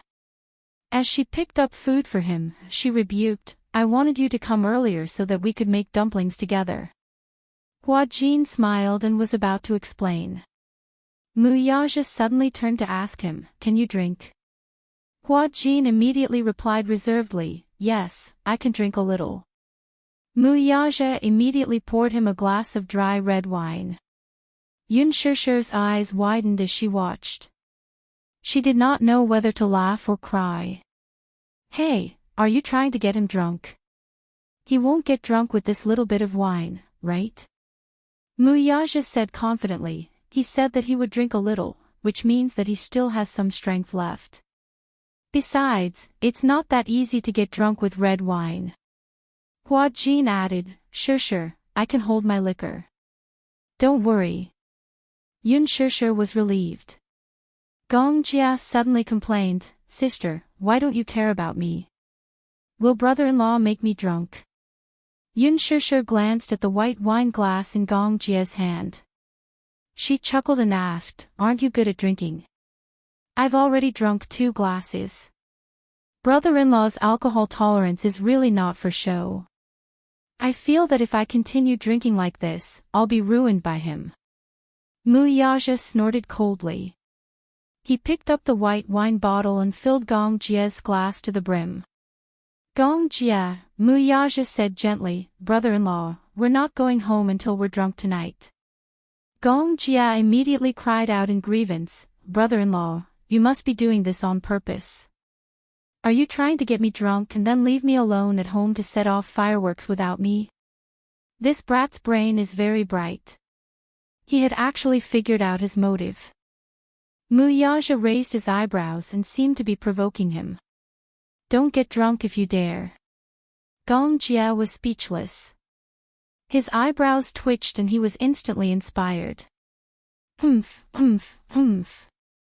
I'd like to see who will be the one to fall tonight."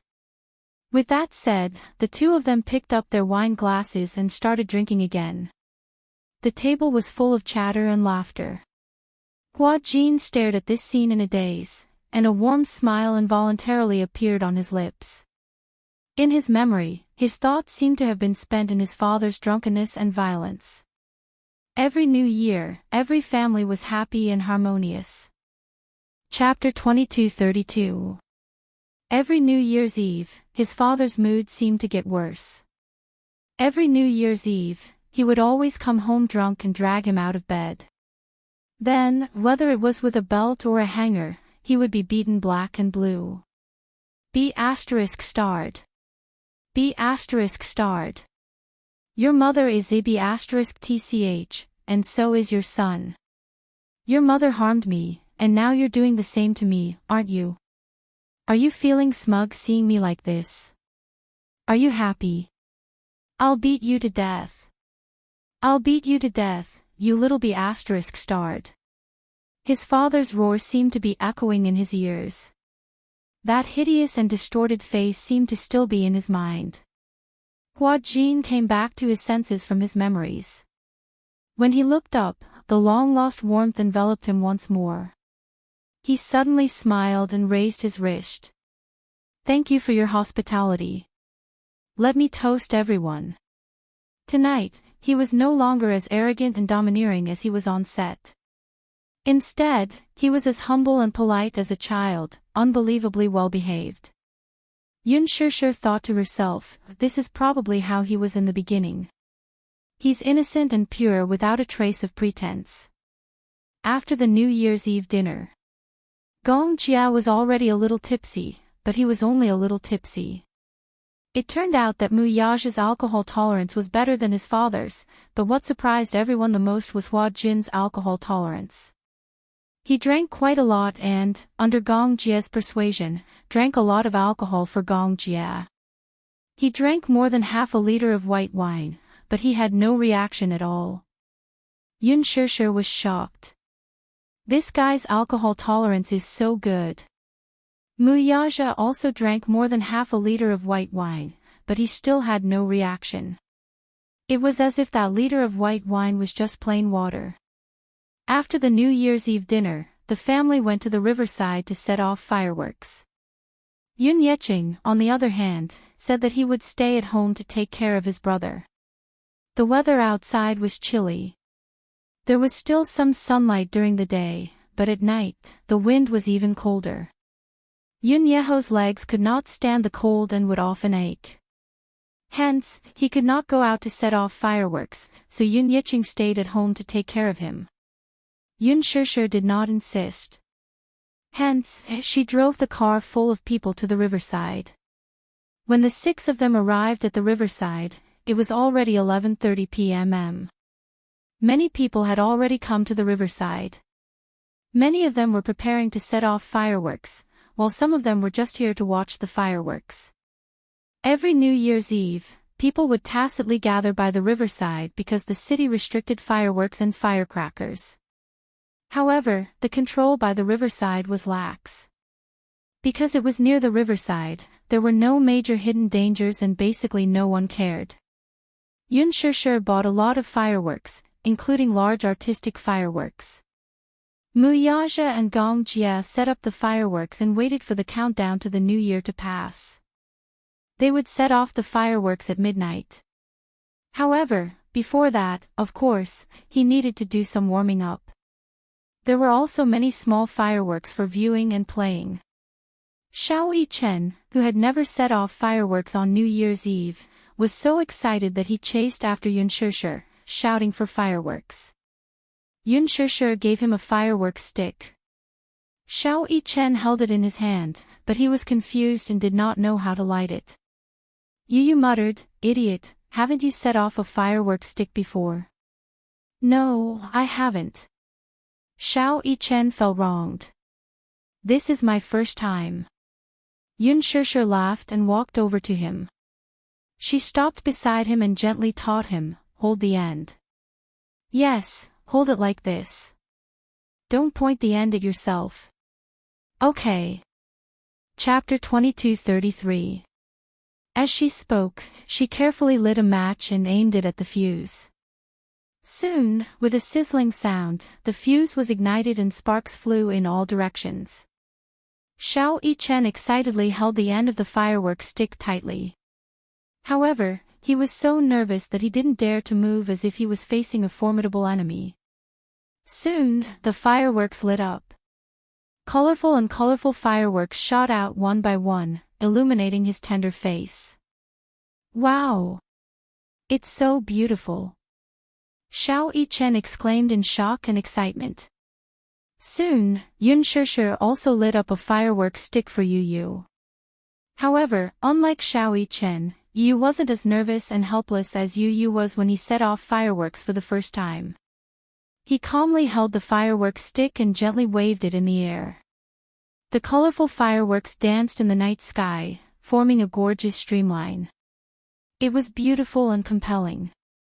When Xiao Yichen saw that fireworks could be played like this, he excitedly imitated Yu and waved it. The two little guys were overjoyed. Hua Jin was originally standing at the side and watching in a daze. Yun Shishir suddenly handed him a fireworks stick and smiled. "Hua Jin, let's do it together." "Okay." Hua Jin took the firecracker from her, and she lit it for him. The colorful fireworks lit up his smiling face in an instant. Hua Jin held the firework stick and waved it gently as he leaned against the river. Gong Jia and Mu Yaja also took out a more beautiful type of fireworks and set it off. Ha ha ha. Xiao Yichen quickly finished setting off the fireworks in his hand.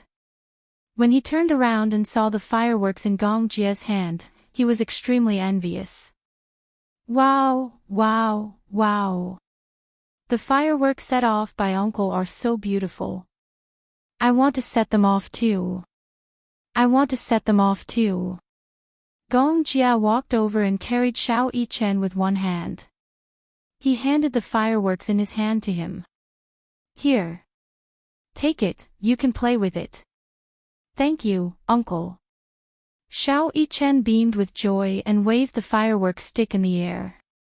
After Yu finished setting off the fireworks, Yun Shishir passed the fireworks in her hand to him to play with.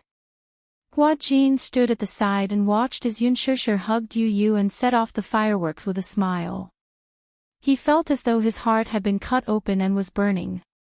It was at this moment that Hua Jin suddenly felt that Yun Shishir's world, be it her or her surroundings, was emitting an incomparably dazzling light. He desperately wanted, and longed, to enter his world. Even he didn't realize that Yun Shishir's every move was like a level 10 tornado. It was so powerful that it disturbed his mood. At that moment, he felt like a young boy who had just experienced love for the first time. His emotions were so high that it felt like a dam was about to burst. Hua Jin stared at Yun Shishir's back view in a daze. Unknowingly, tears streamed down his face. Yun Shishir glanced back and was about to ask Hua Jin to join her when she saw him standing silently behind her. Against the backdrop of the fireworks, there was a clear tear stain on his face. It was a ghastly sight. She was shocked. She put Yu down and walked up to him. However, she saw Hua Jin staring at her in a daze. His large eyes were faintly moist. Hua Jin. You, what's wrong with you? Yun Shishir reached out and gently wiped away his tears. She was a little flustered as she asked, You. What's wrong with you? Why are you crying? Crying? Was he crying? Chapter 22:34. What's wrong? Yun Shishir felt even more helpless. Hua Jin immediately shook his head and explained, It's nothing. I'm fine, then, why are you crying? Hua Jin said dejectedly, I'm just a little envious of him. Yun Shishir followed his line of sight and turned around, only to see the back of little Chen and Yu standing together. She was suddenly acutely aware of the actor's current state of mind and came to a realization. He was probably envious of Yu and Xiao Yichen. Xiao Yichen and Yu are so happy. I'm just a little envious of them. Hua Jin chuckled softly, but there was a hint of bitterness in his smile. Yun Shishir pursed her lips, turned around, and leaned against him. She silently watched Xiao Yichen and Yu's carefree backs. For some reason, the two little guys started playing around again, chasing each other. Yu chased after Xiao Yichen. Xiao Yichen cleverly hid behind Mu Yaja. The two little guys ran around Mu Yaja, chasing after each other. Mu Yaja couldn't stand it anymore. He reached out and carried Xiao Yichen, placing him on his shoulder. Taking advantage of Mu Yaja's height, Xiao Yichen smiled proudly and made a funny face at Yu. Yu was naturally indignant. He ran over and tugged at Gong Jia's sleeve. No one knew what he said, but Gong Jia lifted Yu high above his head and made him sit on his shoulder. Yu commanded Gong Jia as though he was a steed. Then, the two little guys continued to play around with each other. Xiao Yichen didn't hit Yu too hard because he knew that he was strong. If he really hit Yu would definitely cry. Hence, he went easy on him. However, Yu didn't show any mercy. He hit Xiao Yichen so hard that he cried out in pain. Gong Jia laughed heartily and encouraged Yu Yu to bully Xiao Yichen. Mu Yaja couldn't stand it anymore. Seeing that his eldest son didn't live up to his expectations, he lifted Xiao Yichen and ran away. Carrying Yu Yu, Gong Jia chased after them. The four of them, 2 adults and 2 children, were in an uproar. Yun Shishir immediately said, "Hey! Don't mess around. Be careful not to fall." Hua Jin was so amused that he laughed. Suddenly, he said gently, "Shishir, do you know? I envy them for having such a gentle father and mother." Yun Shishir glanced at Hua Jin. Then, she silently looked at the messy scene. Suddenly, she laughed gently. "If I were Hua Jin's mother, I would definitely dote on Hua Jin a lot." Hua Jin was stunned for a moment. He turned his head in surprise and looked at her. At that moment, Yun Shishir was staring at Mu Yaja and Gong Jia, as well as the backs of the 2 little guys chasing each other.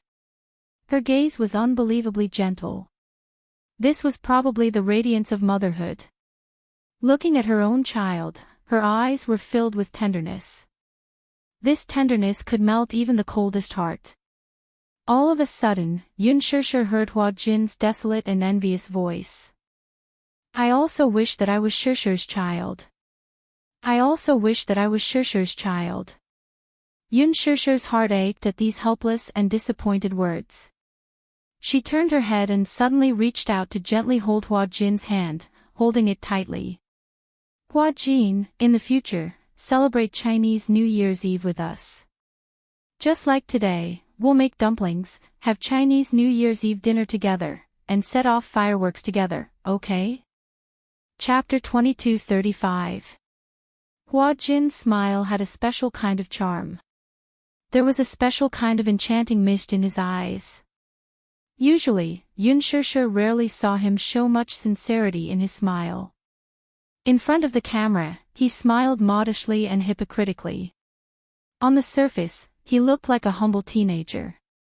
However, when the camera turned, in the blink of an eye, the contempt and boredom in the corner of his eyes made that smile look especially ironic.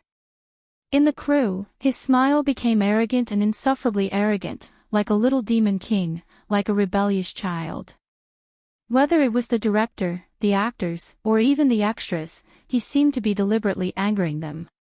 He spoke ill of them until they were sad, and then he showed an expression of success. But immediately, another kind of indescribable sense of loss and loneliness would appear in his eyes. This kind of loneliness, like an isolated child, tried to use the worst way to attract anyone's attention, to get other people's care and flattery, even if it was hypocritical. But at this moment, when Yun Shishir turned her head and looked at Hua Jin, she saw him looking at the night sky. His eyes were like hidden stars, bright and shining. This seemed to be his true appearance. Naive, innocent, and simple like a child who didn't know anything about the world. There was no longer a sharp edge on him, and he was so white that he was not stained with any dazzling colors. He said, "I also hope that I am Shishir's child." It sounded like a very normal thing to say. But from his tone, Yun Shishir could hear a bit of helplessness and yearning. This kind of helplessness and yearning made her heart ache inexplicably. She had never been a person who was overflowing with love. She hated those clichés and hypocrisy. But her love for Hua Jin, under Hua Jin's smiling gaze, the pain in her heart suddenly overflowed and overflowed. She couldn't help but hold his hand tightly. She just wanted to give him as much warmth as possible on such a cold night. A trace of insignificant warmth. Yun Shishir looked up at the sky. At this time, there were already people who couldn't hold back their excitement and lit up the fireworks in advance. She couldn't help but think of her childhood. She still remembered the first New Year she spent with the Yun family. She still remembered that Yun Yicheng had specially bought a lot of fireworks to set off that year. Some of them were very expensive, easily costing a few hundred yuan. There were even some big and beautiful ones that cost a few thousand yuan. Ordinary families would not bear to set them off. Usually, only those who were slightly wealthier would buy them. At that time, the Yun family was still very wealthy, and Yun Yeching's career was at its peak. Hence, the fireworks he bought were the most beautiful ones. The New Year's Eve of more than 10 years ago was not like it was now. The streets and alleys were brimming with a strong festive atmosphere. Setting off fireworks was one of the most anticipated New Year's activities. The beauty and splendor of fireworks was the dream of many children. On New Year's Eve, Yun Na pestered Yun Yeching to set off fireworks. Alas, Yun Yeching insisted on releasing it on New Year's Eve. That night, Yun Na secretly moved a set of fireworks from home. She dragged Yun Shishir out and asked her to show it to her. Chapter 22:36. When she heard that, she nodded fearfully and took a match to light it. However, due to her lack of experience, the fuse was not completely lit and was blown out by the wind. Only a small part of the fuse was left. Yun Na scolded her and asked her to continue lighting it. Yun Shishir braced herself and went forward to take a look. Then, she tried to light it with a lighter in fear. However, the fireworks that suddenly shot up into the sky almost blew up her eyes. Because of this, it left a huge shadow in her heart. Since then, she only dared to set off simple fireworks, such as firework sticks and sparks. Thinking of this, Yun Shishir could not help but laugh. She suddenly asked, "Hua Jin, did you set off fireworks when you were young?" "Yeah, I did." Hua Jin nodded and then said, "However, I rarely had the chance to go out to play during the New Year. Most of the time, I could only lie on the balcony and watch other people set off fireworks. I'm still a little traumatized by fireworks." "What's wrong?" "Because when I set off fireworks when I was young, it almost blew up my eyes." Yun Shishir paused and suddenly said half-jokingly, "So, from then on, I didn't dare to set off large fireworks because I was afraid that it would blow up my eyes." Hua Jin suddenly turned his head and looked at her. He blinked and said, "Actually, setting off fireworks is not scary. Just be careful and it'll be fine." Yun Shishir did not know whether to laugh or cry. She said, "Even though that's what I think, I'm still scared." Hua Jin suddenly held her hand. "Don't be scared. If you accidentally get blown up, you still have me." "You?"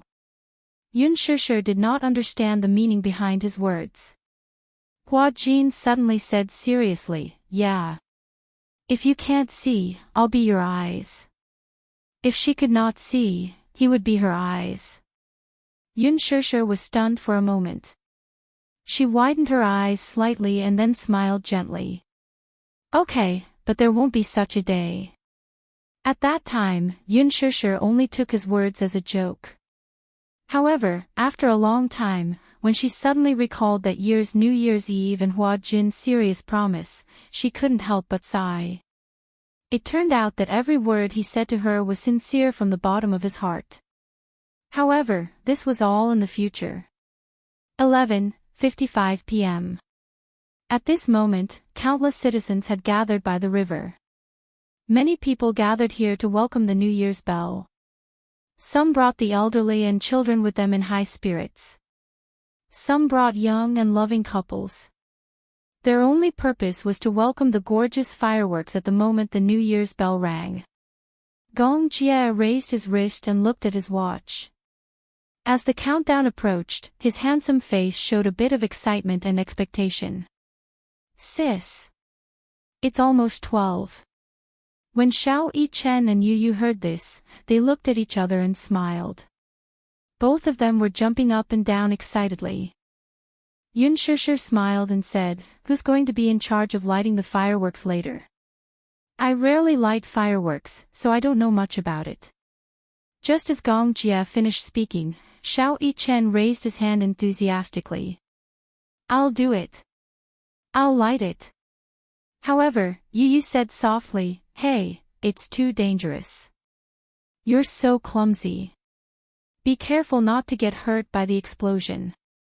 This reminder was a form of concern in disguise. Chapter 22:37. It was just fireworks. He was not afraid of that. In fact, he was looking forward to lighting the fireworks himself. That was because lighting the fireworks himself and sending them into the night sky would give him a great sense of accomplishment. Moreover, it was just fireworks. He had even played with rocket launchers before, so to him, fireworks were nothing more than an interesting toy. It was not a problem at all. Yu Yu raised his eyebrows and suddenly realized that Mu Yi-chen was not comparable to those ordinary kids. He had seen his abilities and knew that he was crazy. Lighting fireworks was nothing to him. Alright, you're in charge of lighting the fireworks. We'll be in charge of watching. Yu Yu was relieved, but he still reminded him cautiously, however, you still have to be careful. The power of the fireworks is not to be underestimated, okay? I know. Xiao Yi-chen was not grateful at all. He nagged, why are you acting like a busybody? Yu Yu was unhappy when he heard that. He said coldly, You don't know how to appreciate my kindness. If you hurt yourself later, don't cry for your parents. I won't feel bad for you. Then, Yu Yu ran proudly to Yun Shishir's side. He hugged Yun Shishir's arm and waited for the countdown to start. 11:59 p.m. The last minute. Suddenly, the townsfolk gathered by the riverside and started counting down in unison. 10, 9, 8, 7, Xiao Yi-chen shouted excitedly, Daddy, it's time to light the fireworks. Mu Yazhou leaned against the railing by the riverside. When he heard the commotion, his lips curled into a smile. He casually picked up a cigarette from his lips and walked over. He rubbed Xiao Yi-chen's head and passed him the cigarette. Xiao Yi-chen took the cigarette butt and chased him to the side. Daddy, be careful. Mu Yazhou walked to Yun Shishir's side. He reached out and gently hugged Yu Yu in his arms. His other hand gently hugged Yun Shishir's shoulder. 3, 2, 1, bah. Walala, at the moment when midnight arrived, countless fireworks rose into the sky, as if there was some kind of magical tacit understanding. In the dark night sky, dazzling sparks exploded one after another. Xiao Yi-chen covered his ears and ran back. Behind him, fireworks lit up half of the starry sky. More and more people gathered by the river. Xiao Yi-chen tiptoed and could not see clearly. Suddenly, a pair of hands reached out from behind. Gong Jia picked up Xiao Yi-chen and placed him on his shoulder, supporting him firmly with one hand. Can you see it clearly now? Yes.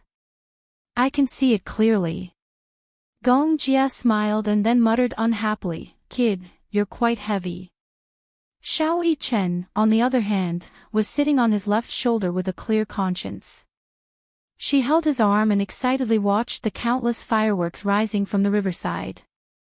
Ba bba. Yun Shishir was engrossed in watching the fireworks. Mu Yazhou suddenly pulled her into his arms, nodded, and kissed her forehead affectionately. Madam, Happy New Year. Yun Shishir's heart skipped a beat because of this sudden tenderness. She looked up and met Mu Yazhou's gentle eyes. Her face blushed and her eyes revealed a seductive look. Yun Shishir responded with an but Mu Yazhou suddenly lowered his head and kissed her lips uncontrollably. Chapter 22:38. Yu Yu caught a glimpse of this intimate scene and blushed. She covered her eyes shyly and forced herself not to look. See no evil, hear no evil. Even though she kept telling herself not to look, the little fellow couldn't resist her curiosity. She secretly opened her fingers and peeked at this tender scene through her fingers. Xiao Yi-chen also caught a glimpse of this scene and suddenly tugged at Gong Jia's hair excitedly. Uncle, look! Gong Jia hissed in pain, but when he looked in the direction little Yi-chen was pointing, he saw a heart-pounding scene. His handsome brows knitted together in a frown. He walked over unhappily. Just as Mu Yaja was about to kiss her again, Gong Jia boldly reached out and blocked their faces. Mu Yaja was caught off guard and a kiss landed on Gong Jia's palm. Ha ha ha. Yu burst into laughter when she saw this. Mu Yaja suddenly looked up and glared fiercely at Gong Jia. He said coldly, "What are you doing? Hey, we're in public. Why can't brother-in-law take note of his image?" Gong Jia mocked him with hostility. Humph. How dare he secretly kiss his sister when he wasn't paying attention? If the two of them were being intimate, they should at least avoid a sister con like him. Why don't you consider my feelings? Yun Shishir was so embarrassed that her neck turned red when she heard this. She turned her head away awkwardly, cleared her throat, and pretended that nothing had happened. What image? Mu Yaja said confidently, "I'm kissing my wife." It's none of your business. It was a simple sentence, but it left Gong Jia speechless. Yu laughed dauntlessly and almost fell off Mu Yaja's shoulder. Mu Yaja smacked him on the buttocks. Behave yourself. Xiao Yichen pouted and complained, "Daddy, that's not right. Shouldn't the first kiss of the new year be given to your precious son? If you give mommy a kiss, what about me? I want a kiss too." Mu Yaja's lips curled into a smile. All right. As he spoke, Mu Yaja suddenly leaned forward slightly and reached out his hand. His slender hand gently lifted Xiao Yichen's chin. He tilted his head slightly and gently kissed the corner of Xiao Yichen's lips. Boom! A loud sound rang out. Little Yichen's face was so red that it looked as if blood was about to drip from it. He had only said it casually, but this stupid daddy of his actually took it seriously. He even gave him such a kiss. His every move was bewitching and charming. He was even more bewitching than those male gods in idol dramas. Especially the smile in his eyes, it killed everything in an instant. Have you ever seen a father flirt with his son? Have you? Little Yichen let out a yelp as he jumped down from his uncle's lap. Covering his face with his hands, he ran away shyly. You're so annoying. Daddy is flirting with me. Mu Yaja was silent. Yun Shishir was so amused that she burst into laughter. She laughed so hard that tears almost came out of her eyes. Xiao Yichen was such a clown. Did the heavens send him here to make fun of her? Gong Jia felt even more indignant when he saw her laugh. He snorted coldly. Sister, you're so biased. You give brother-in-law a kiss and not me a kiss. You're not a child anymore, Yun Shishir said, feeling speechless. Gong Jia said coquettishly, No, sister. To be fair, hurry up and kiss me. As he spoke, he closed his eyes and moved his fair face closer. He tapped his face with his finger and said, Kiss here. Chapter 2239. Yun Shishir's antennae twitched violently. However, in the next second, Mu Yaja turned Gong Jia's face and grabbed his chin. Then, he leaned over and gave him a peck on the cheek. When Gong Jia came back to his senses, he opened his eyes. When he saw the culprit in front of him, he instantly jumped up and rubbed his cheek in disgust. He said angrily, What are you doing? Mu Yaja smiled mischievously and said provocatively, Brother-in-law, are you satisfied with this kiss? You've. Gong Jia flew into a rage out of humiliation and spat, Pervert. Then, he threw a punch at his face. Mu Yaja dodged it nimbly and said scornfully, Heh, you can't hit me. When Yu saw that Gong Jia was really angry, she quickly grabbed Mu Yaja's hand and ran away with her father. Daddy, run. Uncle is going to beat you up. Pervert. Stop right there, don't run. Gong Jia waved his fist and chased after him. Behind him, Yun Shishir and Hua Jin were left in a mess. They stood there dumbfounded and only reacted after a while. They held their stomachs and laughed loudly. Ha ha ha. By the river, the fireworks set off the night scene, which was mesmerizing and beautiful. When they returned home after setting off the fireworks, it was already past 2:00 in the morning. Hua Jin originally wanted to go home early, but Yun Shishir said that they wanted to stay up for the new year tonight, so they could stay up together. After returning home, the two little fellows were naturally exhausted after such a commotion. However, Gong Jia and Mu Yaja were still energetic. Even after messing around for a while, they still looked energetic. Thus, Yun Shishir was dragged by the two men to play cards. Hua Jin naturally joined them.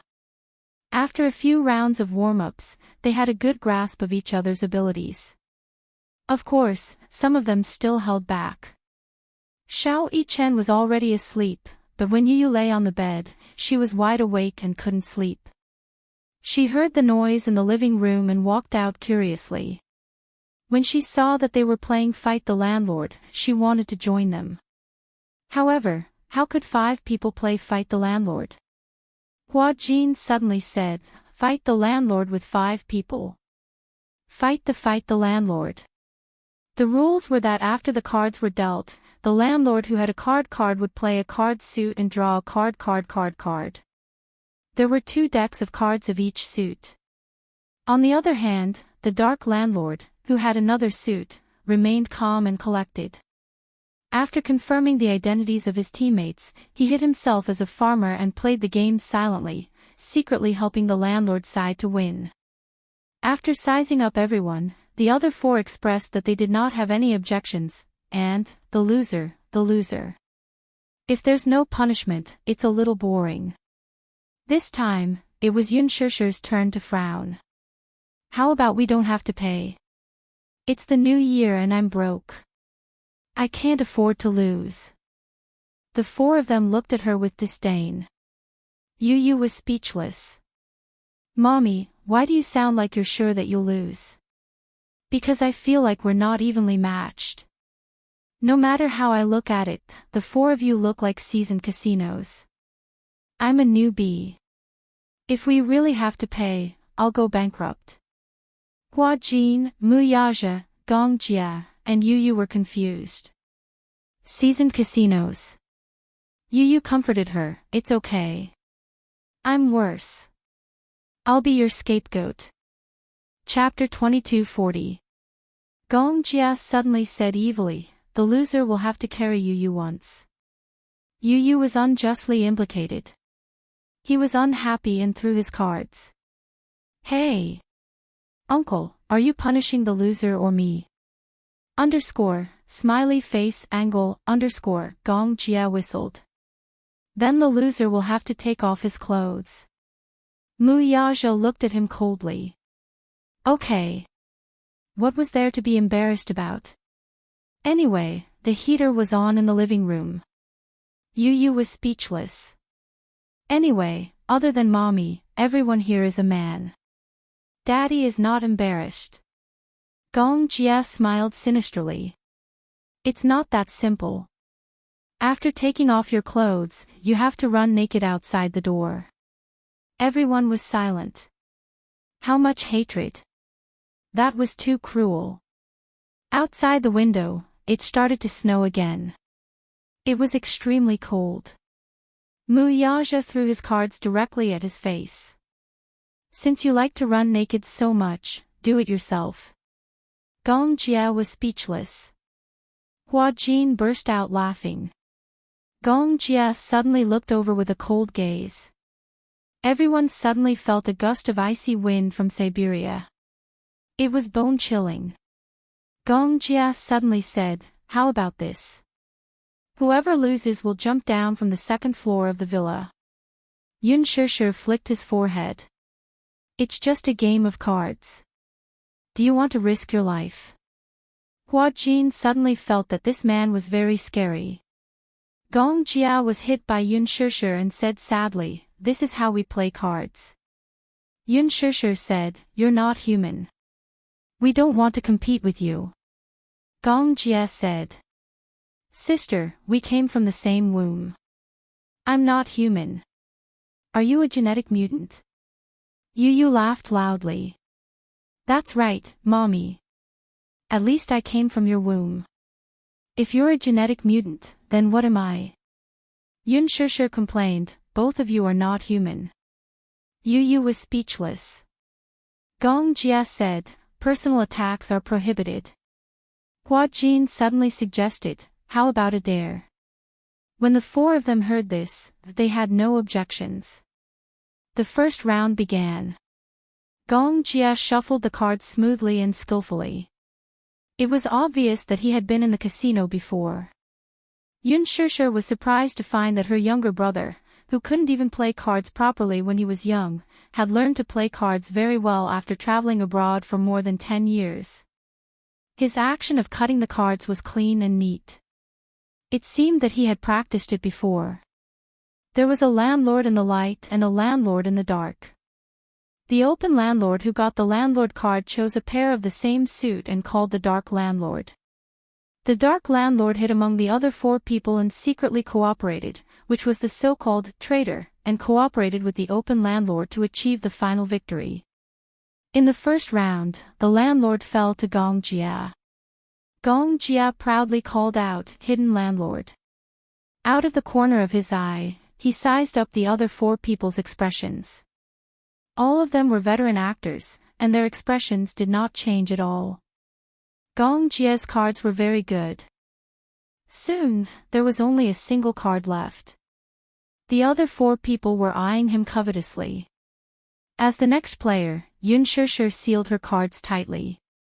However, the most interesting thing about the open landlord card and the dark landlord card was that other than the open landlord card, the other four people did not know who the open landlord card was. Yun Shishir was about to win, but Hua Jin, this pig of a teammate, made her stay at home. Seeing that there were no more cards left, the open landlord card appeared. The open landlord card quickly appeared. Yu Yu, who was at the top of the Gong Jia card, played a trump card and secretly played Gong Jia's card. The open landlord card won the game. Yun Shishir was speechless. She looked at Yu Yu and said gloomily, no way. All four trump cards are in your hands. Shao Jia, you didn't cheat when you dealt the cards, did you? Chapter 2241. Hence, Yun Shishir was very suspicious. Gong Jia looked very hurt. Sister, you have to accept your loss. Don't go back on your word after losing. Whoever cheats will have their hands chopped off. Hua Jin said. It's so bloody. It's just a game of cards. How scary. You have to accept your loss. Mu Yaja threw the cards and glanced at Gong Jia. Whoever wins gets to make a request. Hua Jin and Yun Shishir looked at Gong Jia and Yu Yu's sinister faces and wished they could hug each other and chant the Great Compassion Mantra. Gong Jia, on the other hand, flashed a dazzling smile as he pointed at Hua Jin and Mu Yaja flirtatiously. Both of you, go and do 10 push-ups. Yun Shishir pointed at herself curiously. What about me? Gong Jia said gently, Sister, how can I bear to punish you? You can sit on brother-in-law's back. Yun Shishir was speechless. Mu Yaja had to complete 10 push-ups and Gong Jia wanted her to sit on Mu Yaja's back. Wouldn't that kill her? Although she wasn't fat, because of her height, she still had some weight. Mu Yaja's eyes turned cold and he smiled casually. Okay. With that, he stood up and casually unbuttoned his shirt sleeves and collar. Madam, come on up. Yun Shishir's heart was pounding. She couldn't bear it and glanced at Gong Jia and Yu Yu who were watching the show. Shao Jia, isn't this too cruel? How can it be? Gong Jia said gloatingly, brother-in-law is so good. It's just 10 push-ups. He can definitely do it. Mu Yaja was speechless. Pervert. He was obviously going to torture him. He would remember this debt. Hua Jin was the first to finish 10 push-ups before returning to his position. Only then did Yun Shishir stand up hesitantly and walk to Mu Yaja's side. She carefully sat down and gently placed her hand on his shoulder. Muyaja was just about to start when Gong Jia suddenly said viciously, "Sister, you're breaking the rules. Your feet can't touch the ground. You have to be completely off the ground." Everyone, his feet were completely off the ground. In that case, wouldn't all her weight be on him? Could he take it? Muyaja was so angry that he laughed. Fine. Yun Shishir tried to lift her feet off the ground and sat on it. Muyaja's expression changed slightly and sank. Fortunately, when he was serving in the military, he had also completed weight push-ups training. At that time, the intensity of the training was definitely much higher than this. But after all, he had been away from the military for a long time. Usually, he paid attention to training and did not undergo such high-intensity training. "Brother-in-law, get ready to start. 10 push-ups, go for it." Yu cheered him on from the side. "Daddy, go for it." Muyaja started to do push-ups. 1, 2, Yu counted nervously. The first 5 push-ups were done smoothly. But when it came to the 6th, the speed slowed down. Every time he went down and got up, Muyaja's expression would change again and again.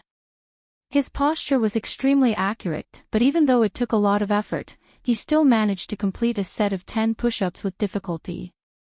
When he was done, Muyaja got up. His expression was rather ugly. He returned to his seat aggressively and took the initiative to shuffle the cards. Chapter 2242. He skillfully cut the cards and let Gong Jia pour the cards. Then, he stacked them on the table and said coldly, "Pick your own cards." It was obvious that he was suspecting Gong Jia of cheating.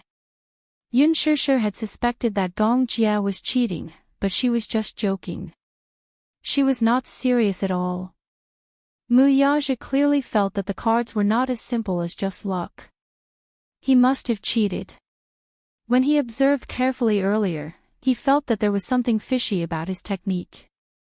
Therefore, he was suspicious. In fact, Gong Jia often played in casinos, so his technique was extremely nimble. His skill was second to none. He could not be any better at poker. Gong Jia's dynamic vision was extremely good. It could be said that he was on par with Xiao Yichen. The moment he shuffled the cards, he remembered the suit and the order of the cards in the blink of an eye. Then, he shuffled the cards and rearranged the suits. Then, he naturally distributed the good cards to his teammates. It seemed like a coincidence that Gong Jia secretly remembered all the suits in Yu Yu's pile of cards. Then, he deliberately called out to him. Yu Yu obviously saw it too, but he tacitly pretended not to know. However, Muyaja was also an experienced player. At first, when Gong Jia dealt the cards, he did not pay much attention. If he had been more alert and vigilant from the start, Gong Jia would not have had the chance to cheat. Gong Jia did not feel guilty. So what if he found out that he was cheating? If he did not catch him red-handed, it did not count. However, since he had been more vigilant, he could not cheat anymore. However, with his ability, it was not difficult for him to not cheat. He could not lose. Who knew what Muyaja would do to him if he lost? Earlier, he had only asked Muyaja to do a set of weighted push-ups to satisfy his appetite. Yet, he was already so serious. If he lost, he didn't know what kind of torture this old fox would come up with. Thus, when the second round began, everyone began to prepare. This was especially true for Hua Jin. He was only here for the fun of it. He didn't want to be dragged into this storm of war between brother-in-law and be reduced to cannon fodder. Yun Shishir was even more frightened. Her mind was filled with the scene of Muyaja carrying her on his back and doing push-ups. If she lost, she wouldn't even be able to get up, let alone a set. She could only think that no matter who she teamed up with, she could not become a burden. As soon as the match started, Gong Jia and Mu Yaja's aura changed completely. They were full of vigor, as if they were ready to kill Buddha. However, Yu Yu was not nervous. After all, he was neutral. He did not want to offend either side. Thus, no matter who won, he was not worried at all about being the target of revenge. In the second round, the open landlord was Hua Jin. Hua Jin had been picking and choosing. He had 2 big and small trump cards. He thought that since he was playing the landlord, he had to find a strong teammate. Thus, when he played a big trump card, the other person with a big trump card became the hidden landlord. He thought that if his teammate also had a trump card, the situation would be much better. His cards were not very smooth. Thus, in this round, he was on tenterhooks from the start. He could only hope that his teammate who was hiding in the dark would do a better job. Chapter 22:43. However, the other drawback was that everyone knew that Hua Jin had a trump card. They would take this opportunity to raise their guard and not play a single card, which would put them at risk. Hua Jin glanced at the people in the room and saw that the other 4 people had different expressions. He could not tell which one was his teammate. Yun Shishir kept observing the situation. It was obvious that she was not the hidden landlord. Yu Yu, on the other hand, looked indifferent. He held a card in one hand and rested his chin on the other. His gaze was lazy. It was obvious that it was not him either. Mu Yaja and Gong Jia looked at each other with hostility. As the 2 most powerful people in the room, the 2 of them happened to be sitting on opposite sides. At that moment, the 2 of them were glaring at each other. Their gazes collided and sparks flew. Before the game started, it was necessary to observe the opponent. The foreplay had to be done. Soon, the hidden landlord came to the surface. Gong Jia played a trump card and blocked Yu Yu's small king. He was proud as if he was very confident. Since he was willing to reveal his identity as the hidden landlord, he was very confident that he would win the game. He had always been like this. He would not make a meaningless struggle. If there was a chance of winning, he would take it down with irresistible force. Gong Jia's cards were very smooth. Hua Jin cooperated with him and killed all the way. Big plain. Gong Jia only had a single card left in his hand. At that moment, there were not many cards left in the farmer's hand. Gong Jia calculated that there were probably no guns left in the room. However, at this critical moment, Mu Yaja came out.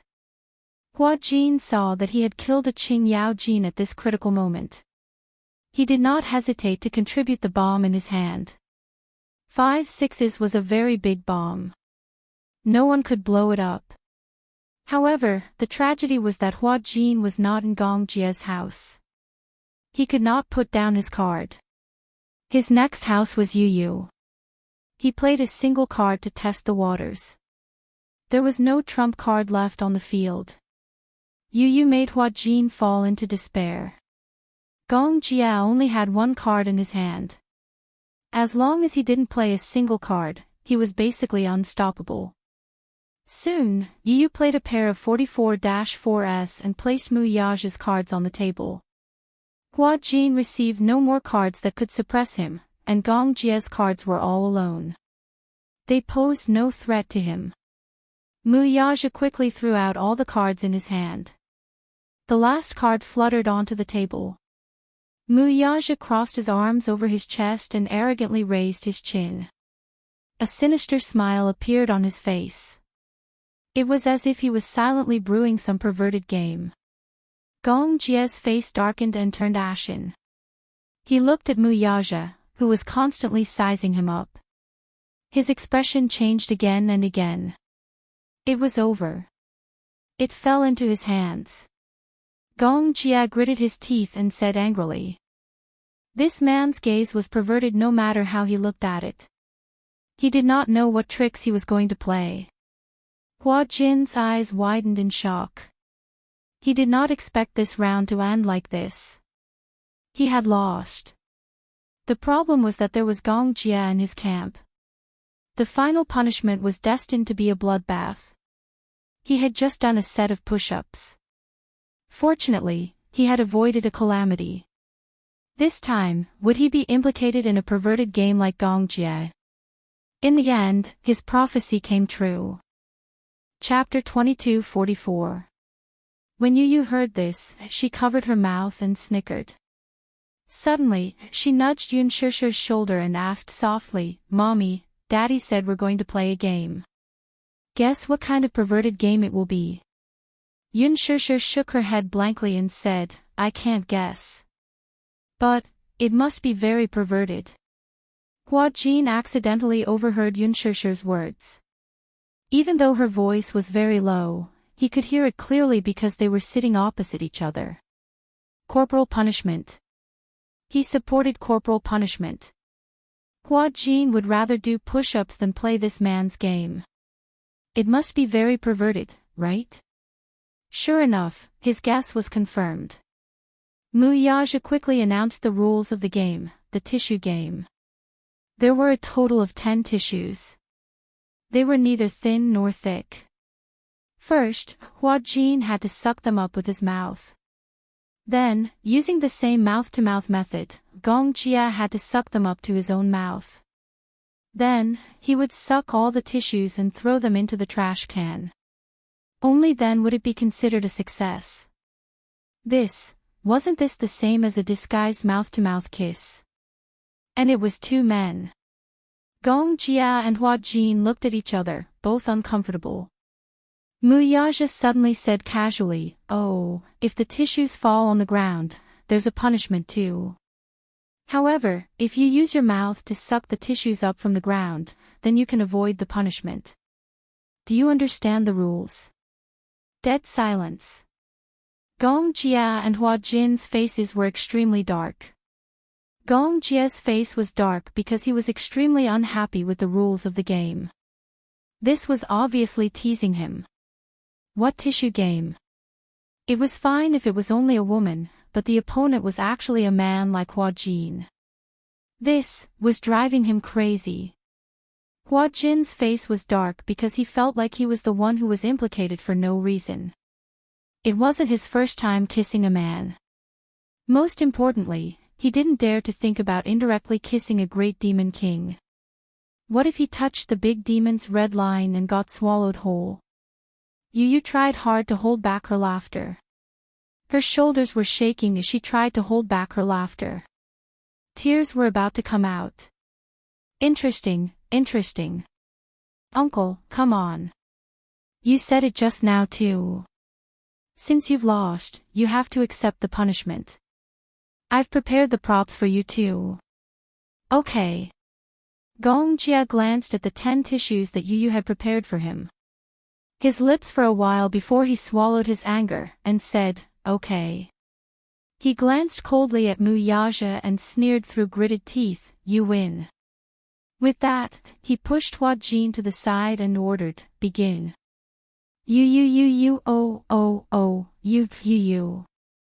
you, and you, oh, to you. You and you. The problem was that Gong Jia was taller than Hua Jin. Hence, Hua Jin had no choice but to stand on tiptoe, but the moment he lost his balance, he stumbled and nearly fell. But that wasn't the case.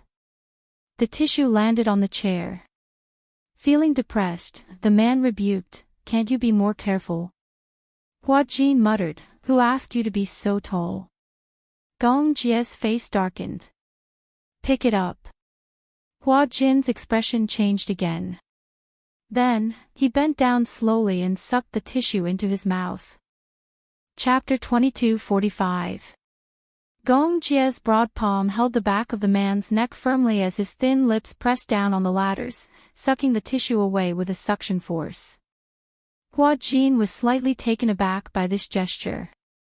Usually, this gesture was only used when a man was kissing a woman. Every detail showed the man's unique domineering and subtle gentleness. Just as he was stunned, Gong Jia had already moved closer to his lips.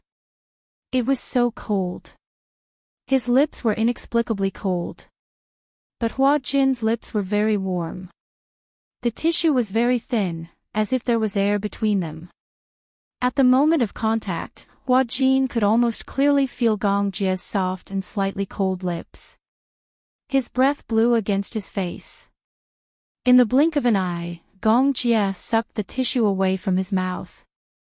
Hua Jin was slightly stunned. His eyes widened, and his fingertips involuntarily caressed the lips that were still slightly warm. His face and ears were red, and his heart was beating like thunder. At this moment, Gong Jia had already turned around and walked briskly towards the trash can. He aimed at the trash can and gently threw the tissue into it. He deliberately bent down, afraid that if the angle was too high, the tissue would float elsewhere. The first one is a success. Yu cheered him on. There are still 9 more. Uncle, you can do it. Gong Jia was speechless. Hua Jin was speechless. Both of their faces darkened, especially Hua Jin. He wanted to cry. What was this? He was innocent, okay. Yun Shishir covered her face helplessly. She was speechless. This game really hurts my eyes. Yu didn't know whether to laugh or cry. Only a black-bellied person like Daddy would come up with such a disgusting game. Little Munchkin's voice was very soft, but it was still heard by Muyaja. He flicked Little Munchkin's head and said unhappily, "Don't talk bad about Daddy." Wu, Gong Jia and the other 2 followed the same process and completed the game one by one. In fact, this game was not difficult at all. The main reason was that the 2 men were kissing mouth to mouth in disguise, so it was inevitable that they would feel awkward and uncomfortable. This was especially true for Gong Jia, a typical straight man. This was his first time kissing a man. Although there was a piece of tissue between them, the tissue was so thin that it was basically non-existent. Through the tissue, he could still feel the shape of her lips and breath. Therefore, when the game was over, the 2 of them returned to their seats with a sour expression. In particular, Gong Jia's face was ashen and gloomy. Continue. Gong Jia said aggressively. When Yu saw this, she couldn't help but open her pink lips and exclaim, "Wow, Uncle is so cool. His morale is off the charts. Humph. I want revenge." Gong Jia vowed solemnly.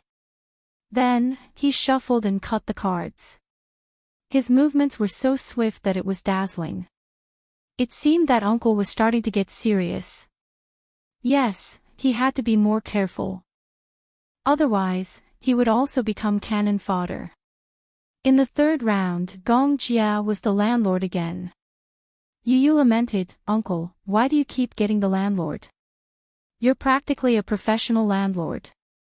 We've only played 3 rounds and you're already in the 2nd round. Do you think I want to get the landlord?" Gong Jia snorted in annoyance. He obviously despised this luck. Chapter 2246. Yu continued, "It's not easy to play the landlord. I have a lot of bombs in my hand and 4 aces. Uncle, you're bound to lose." Gong Jia sneered, "You're bragging." Yu snorted and said, "Let's wait and see." Gong Jia was the first to play. It was a straight of 7 cards. However, Muyaja threw out an 8 in the next second and dominated the scene. He played the biggest card since it was a straight of the top. Unless it was a bomb, there was no other way. The moment Muyaja played his cards, he immediately ruled out the possibility of him being the landlord. Who would block their own family's cards? Hence, no one could stop Muyaja from playing his cards. However, just as his cards were about to run out, Yu's sharp eyes spotted a card in the pile of cards that Muyaja played. A 9 of spades. This was the landlord card that Gong Jia had called out. He was the first to discover it. The others also discovered it one after another. "Daddy, you're the landlord." When Yun Shishir saw this card, she turned pale with fright. She had always thought that Muyaja was her teammate. Hence, when Muyaja played his cards, she did not have her guard up. In the end, she did not expect him to be the landlord. Gong Jia, on the other hand, was equally baffled and confused. "You're the secret landlord?" Muyaja admitted frankly and nodded. "Yeah." Gong Jia was immediately enraged. "Then why did you keep betting on my cards?" Muyaja casually said, "I just don't like you." Everyone was speechless. Gong Jia was once again confused. Yun Shishir did not say another word. This time, she could not let Muyaja play his cards. She immediately blew up and sealed it. This time, the landlord's side was out of ammunition and food. Muyaja's hand was very smooth. Originally, he only had one bomb in his hand, but this bomb had already been used to bet on Gong Jia's hand. The two bombs in Gong Jia's hands also blew up Muyaja. Now, he had no more cards to play. Yu had a lot of cards in his hand. Initially, he thought that Daddy was his teammate, so he had been going easy on him. However, when he found out about Daddy's identity, he immediately started throwing his cards. Gong Jia and Muyaja stared at each other helplessly.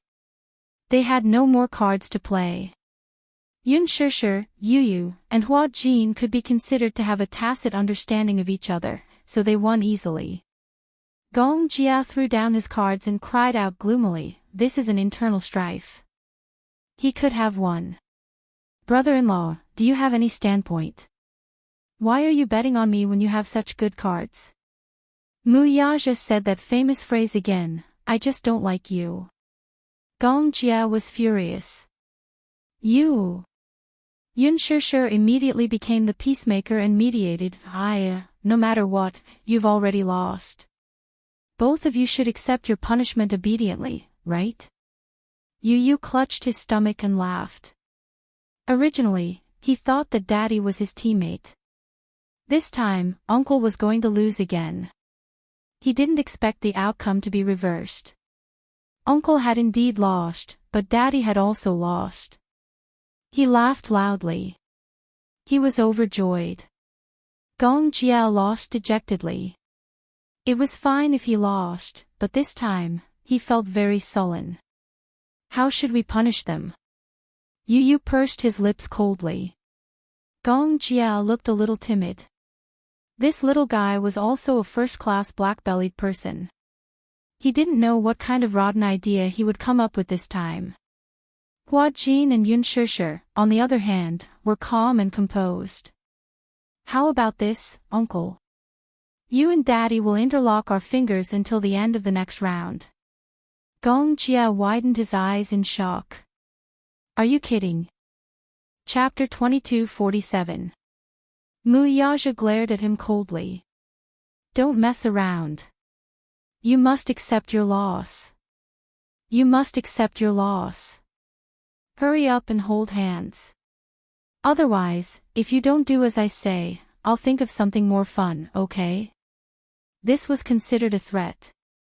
At the thought of Yu's little head, who knew what terrible punishment she was thinking of, Gong Jia and Muyaja looked at each other in disdain.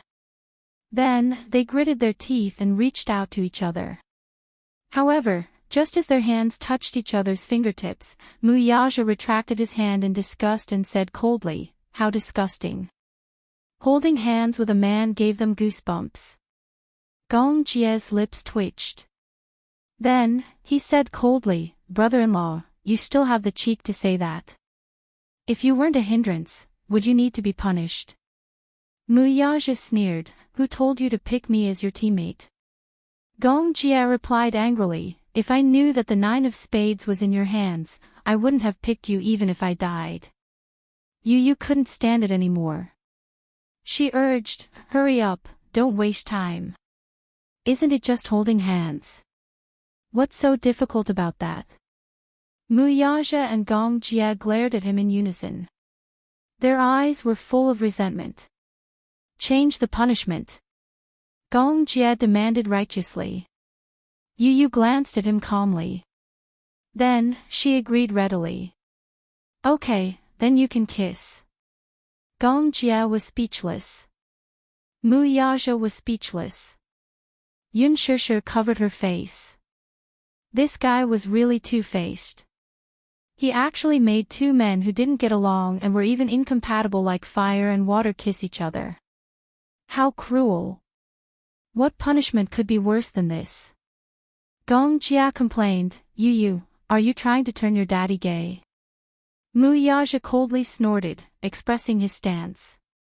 Yu said, with mommy around, daddy won't turn gay. Actually, I'm doing this because I hope that you can improve your relationship with each other and get along more harmoniously. Don't act like you're sworn enemies. Harmony my ass. Harmony my ass. Forget it.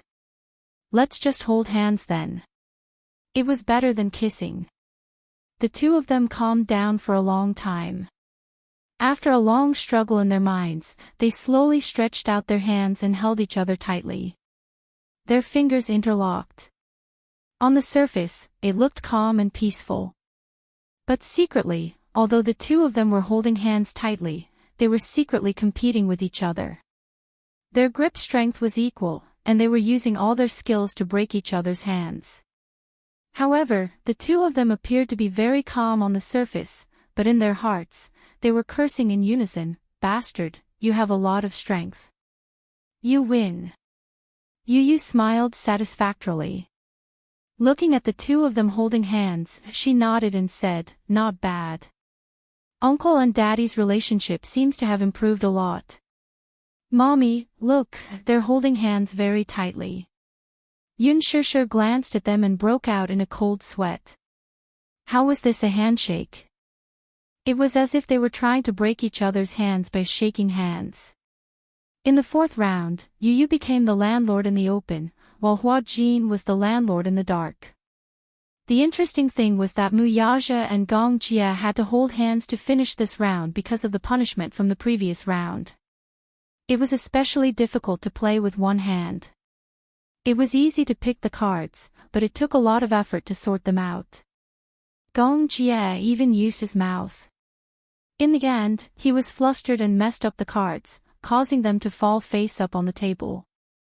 Yu and Hua Jin immediately went over to take a peek. Chapter 22:48. Yu said matter-of-factly, What do you mean by peeking? Uncle was the one who laid out the cards on the table for us to see. However, it had to be said that Mu Yaja was the most ruthless when it came to this.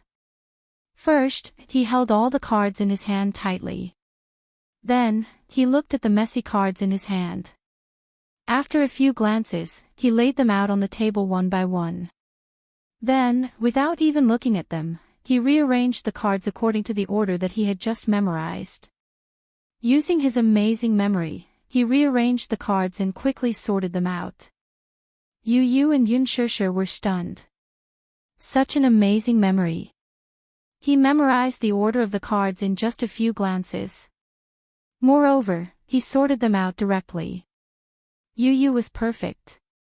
He finally knew who he had inherited his high IQ from. Hua Jin was dumbfounded. Because of Mu Yaja's despicable game, he was hoping to see him make a fool of himself with this sentence. In the end, his astonishing memory was truly a show of strength. Although Yu and Hua Jin's cards weren't very good, Yun Shishir and Mu Yaja both mistakenly thought that Gong Jia was the secret master.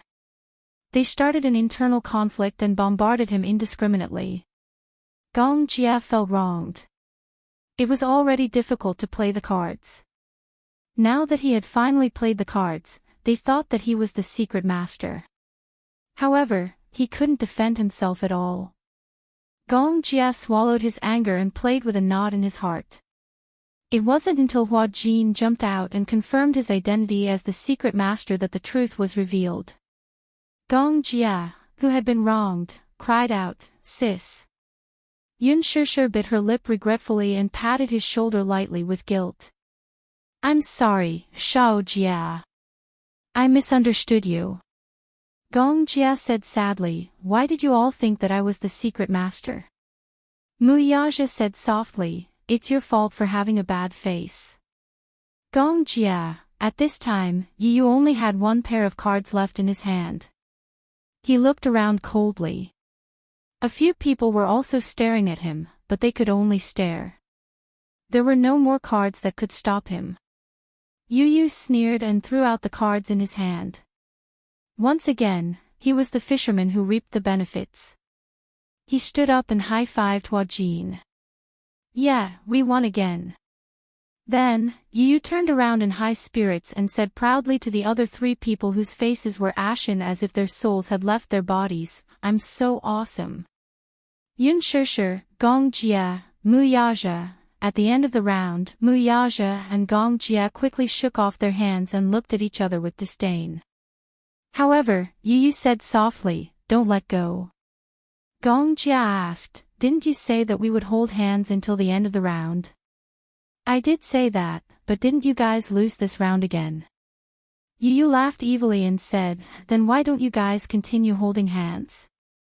Gong Jia and Mu Yaja were speechless again.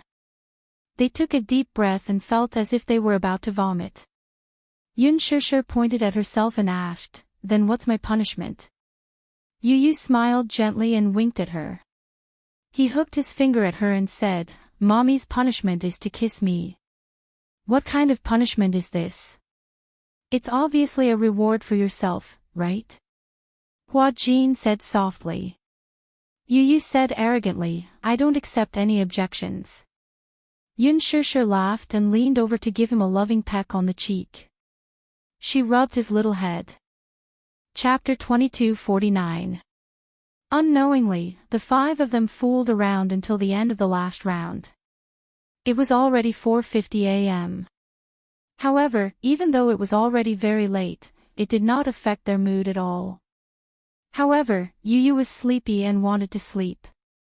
Hence, Yun Shishir carried him back to the room and coaxed him to sleep.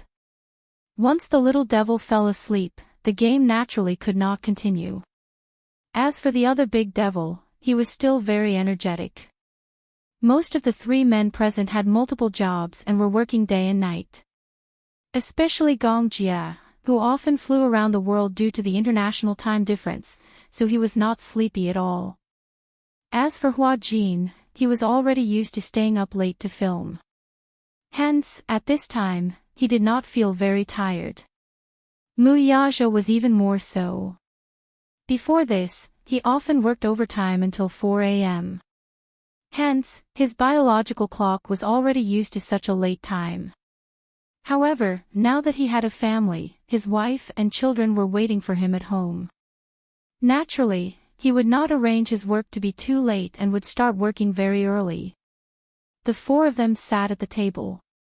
Seeing that the game could not continue, Yun Shishir brought over a tray of snacks and poured a cup of tea for each of them. Then, they sat down and chatted for a while.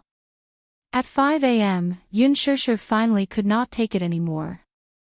She yawned loudly and said that she was sleepy and wanted to go back to her room to rest. Hua Jin also wanted to go home, but Yun Shishir said, it's already so late. Why don't you rest here? There's a guest room upstairs. Won't this disturb you? Hua Jin asked worriedly. Yun Shishir was about to speak when a cold voice interrupted her. A cold voice sounded from the side, yes. Yun Shishir turned around in surprise and saw Mu Yaja looking at her with disdain. So hurry up and go home. Gong Jia immediately retorted on behalf of Hua Jin. Brother-in-law, you're not cute at all. Actually, you just can't accept it, right? Just now, when we were playing cards, Hua Jin's luck was too good and he beat you to a pulp. That's why you're upset. Humph, a sore loser. Mu Yaja said coldly, shut your mouth. Gong Jia glared at him with hostility. Yun Shishir hurriedly stepped forward and mediated, all right. All right, stop quarreling. Shao Jia, you too, don't go back. Stay here tonight. When Gong Jia heard this, he pretended to be arrogant and said, I want to, but it seems the brother-in-law doesn't really welcome me.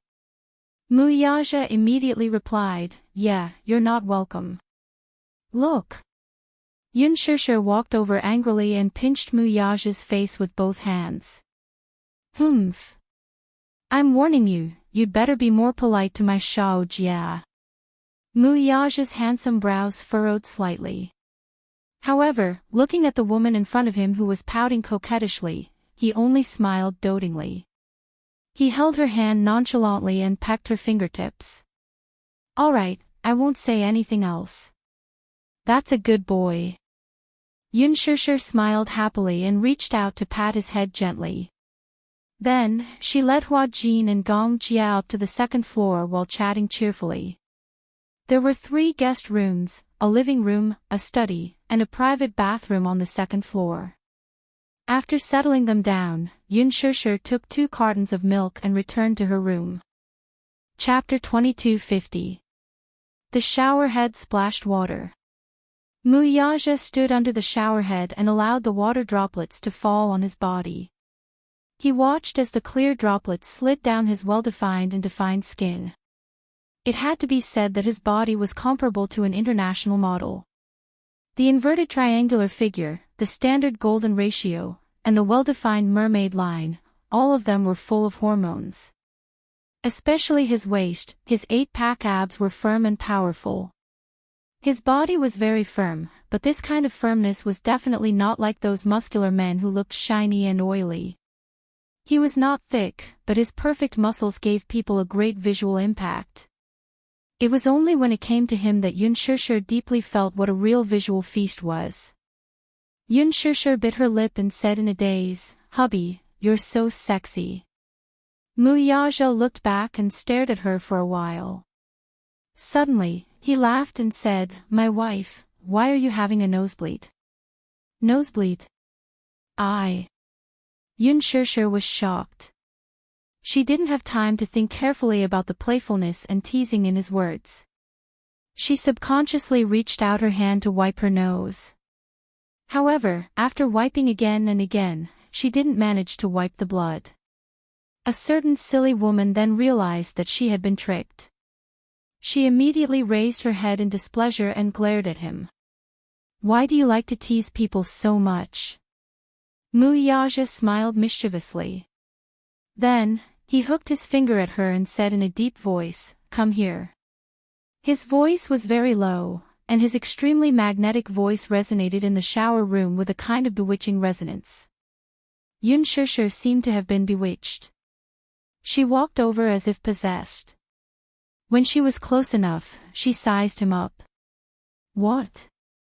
Muyaja suddenly reached out an arm from the shower cubicle, grabbed her hand tightly, and pulled her into the shower cubicle. Before Yun Shishir could react, she was drenched by the shower head. She only felt the world spinning. When she came back to her senses, she was already pressed against the wall by a certain vile man. Muyaja's naked body covered her like a mountain. Her petite body was controlled by him in this narrow space, with nowhere to run. The milk carton fell to the ground with a thud. The milky white milk dripped along the floor and flowed down the drain. Yun Shishir looked at him in surprise. Her gaze then fell on his chest, which was so sexy that it was almost suffocating. She involuntarily sucked in a breath of cold air and stammered, My clothes are all wet, sigh. It's okay." The man lowered his eyes and lowered his wet eyelashes. The two of them snuggled intimately together.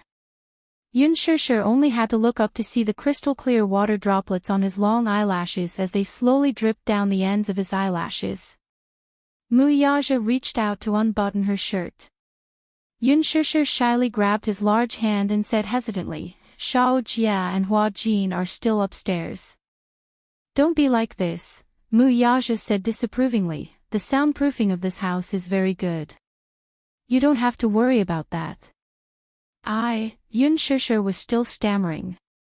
Her face was so red that it looked like blood was about to drip out. It was obvious that his initiative made her a little shy. Muyaja couldn't help but laugh. He couldn't help but tease, shy. Chapter 2251. The man pecked her lips lightly. His gentle breath and the warm water gave her a great thrill. We're already an old married couple. What's there to be shy about? Unexpectedly, this sentence made Yun Shishir blush even more. She couldn't be any more embarrassed. Old married couple, she muttered unhappily, who's an old married couple with you? The wedding hadn't even been held yet. They could only be considered newlyweds. In the end, this man had jumped to the old married couple mode. However, Muyaja ignored her small mutterings. Like an evil demon king, he gently and patiently enticed her. Don't tell me you don't want me. His voice was so low and bewitching that Yun Shishir bit her lip, but she didn't dare to act rashly. Their bodies were so close together that she quickly felt the subtle changes in his body. Sensing this change, she was shocked again. She stared at him with her eyes wide open, not knowing what to do. Look. Muyaja said, it's already in high spirits because of you. Yun Shishir felt wronged. She quibbled, I didn't do anything. However, Muyaja said, little thing, you didn't do anything, but you're already damn tempting. He suddenly hugged her, his large palm holding her little hand gently. Then, he said bewitchingly, touch, touch. Yun Shishir's eyes widened instantly. Like a frightened rabbit, she looked helpless and didn't know where to place her hands. Touch, touch there. She had never touched there with her hands before. Actually, she was very curious deep down. She didn't know how it felt to touch that place, but she felt that such an action was a little obscene and lascivious. Being restrained by such thoughts, she didn't dare to overstep this step. You don't dare. Seeing how shy she was, Muyaja couldn't help but smile. Then, he grabbed her hand and slowly explored that unknown and mysterious place. Once his fingertips touched that scalding heat. Yun Shishir screamed and tried to withdraw her hand, but he held it firmly. What happened? So hot. Yun Shishir blushed as she described, it feels so hot that I can't hold it. Idiot. Muyaja complained. Just as he was about to continue, Yun Shishir stopped him and said, don't move. I can do it myself. Muyaja let go of her hand. Yun Shishir continued this action that made people blush and their hearts race. Her hands were very small and very white, but they were as smooth as jade and as fine as silk. Some people's hands were naturally beautiful, and her hands were one of them. They were as beautiful as a piece of art. Because of her touch, he was extremely aroused.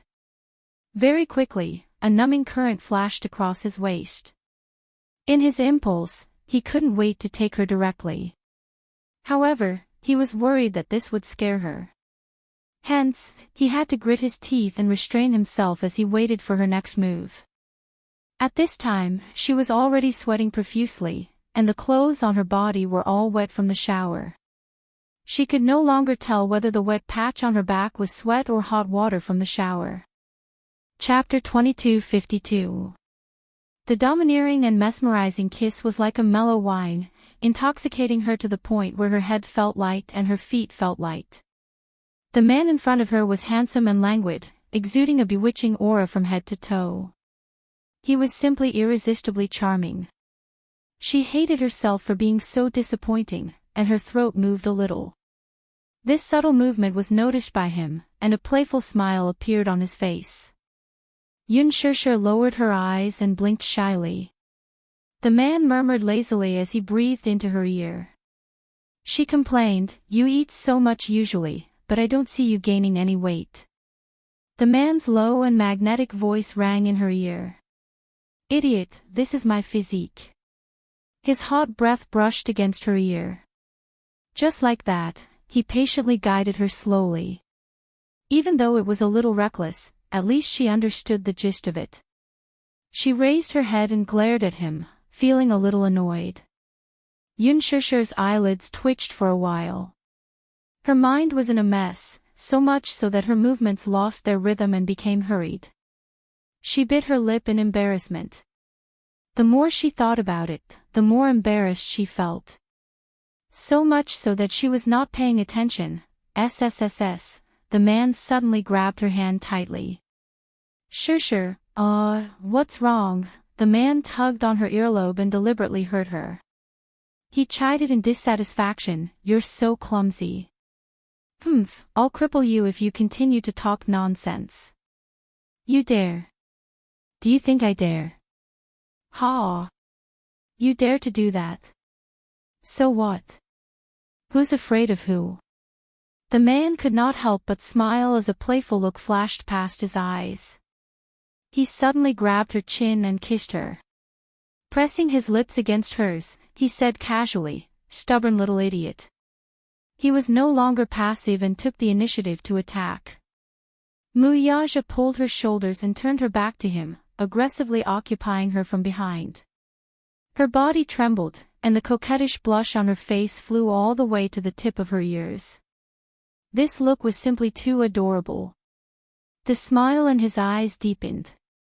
After it was over, Muyaja carried her to the bed, covered her with a blanket, and held her in his arms. However, the hands of the woman in his arms were restlessly climbing up and down his body. Muyaja grabbed her hand unhappily and asked sternly, "What are you doing?" Yunshir plucked up her courage and said, "I just want to try how your abs feel." Muyaja's face turned green. "Can't I just touch it?" Yunshir's curiosity was overflowing. She acted coquettishly and kissed him to please him. "Just satisfy my curiosity." "No." The man refused mercilessly. Yunshir pouted and complained, "You're so heartless. Why did you let me touch you when you were feeling comfortable? Why are you not letting me touch you now? Stingy." Muyaja ignored her and held her hand firmly, refusing to let her have her way. Since he refused to let her, her rebellious heart rose and she reached out to touch him. However, the moment she reached out, the man turned around and avoided her touch, unwilling to let her touch him. Yunshir began to attack him without restraint. She pushed and punched him, and the two of them started to mess around under the blanket, pushing and shoving each other. Chapter 22:53. But the moment she stretched out her hand, the man turned around and avoided her touch, unwilling to let her touch him. Yunshir started to attack him without restraint, pushing and punching him. The two of them started to mess around under the blanket, pushing and shoving each other. In the end, the two of them were sweating profusely, but Yunshir was still unwilling to give up. It was as if she would not give up until she achieved her goal. She continued to move her hands all over him, insisting on experiencing that feeling. The man suddenly flipped over and pinned her under him. He said, "I'll let you touch me, but you'll have to bear the consequences." Yunshir burst out laughing when she heard that and retorted in exasperation, "What consequences can there be? It's not like you'll break it." Since you think so." As the man said this, he grabbed her little hand and moved it downwards. Yunshir finally got what she wanted. However, once she achieved her goal, her heart started to beat even faster. Thump, thump, thump. Coincidentally, the man pinned her under his body. The sonorous and powerful heartbeat in his chest echoed in her ears.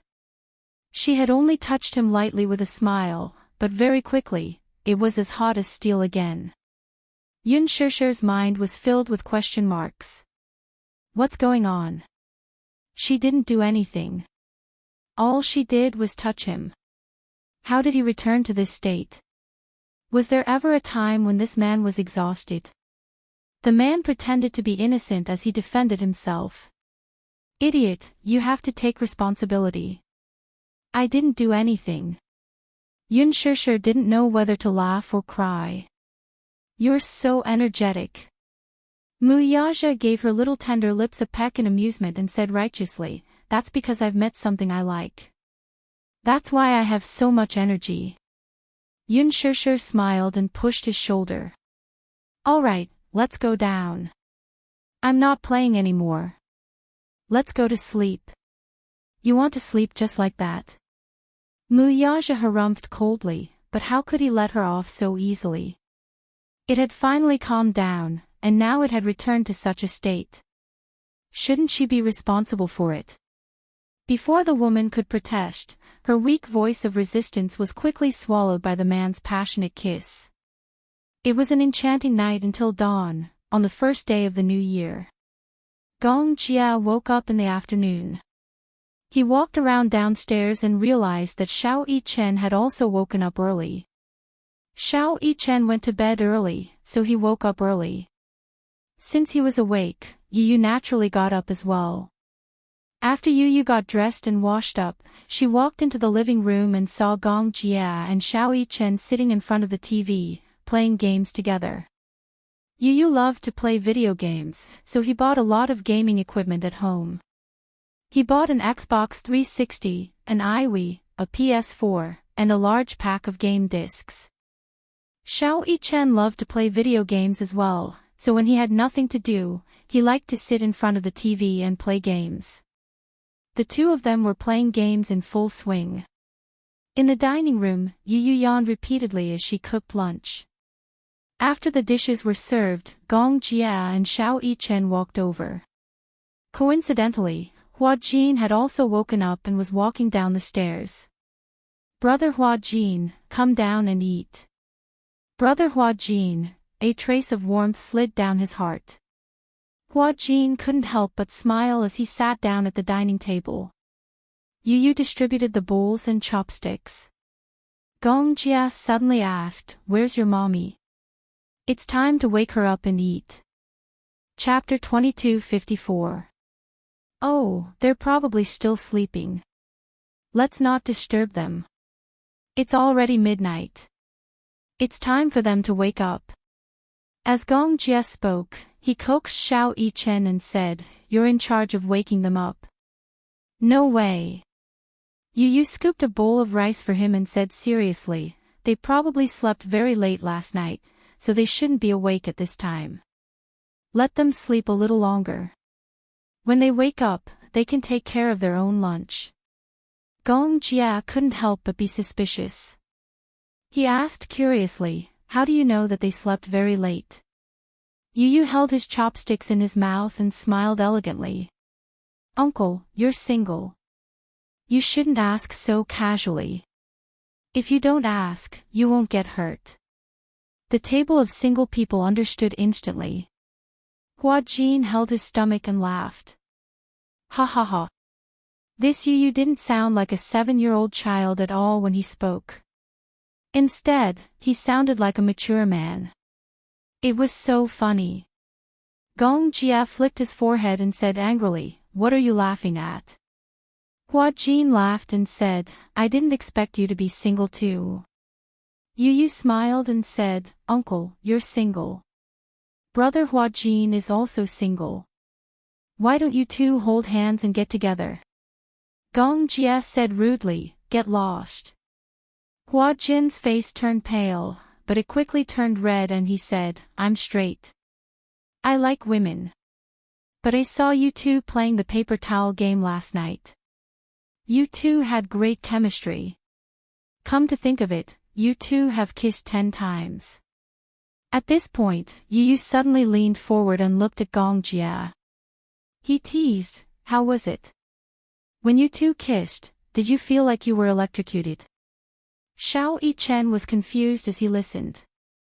He slept very early last night, so he didn't participate in the mahjong game last night.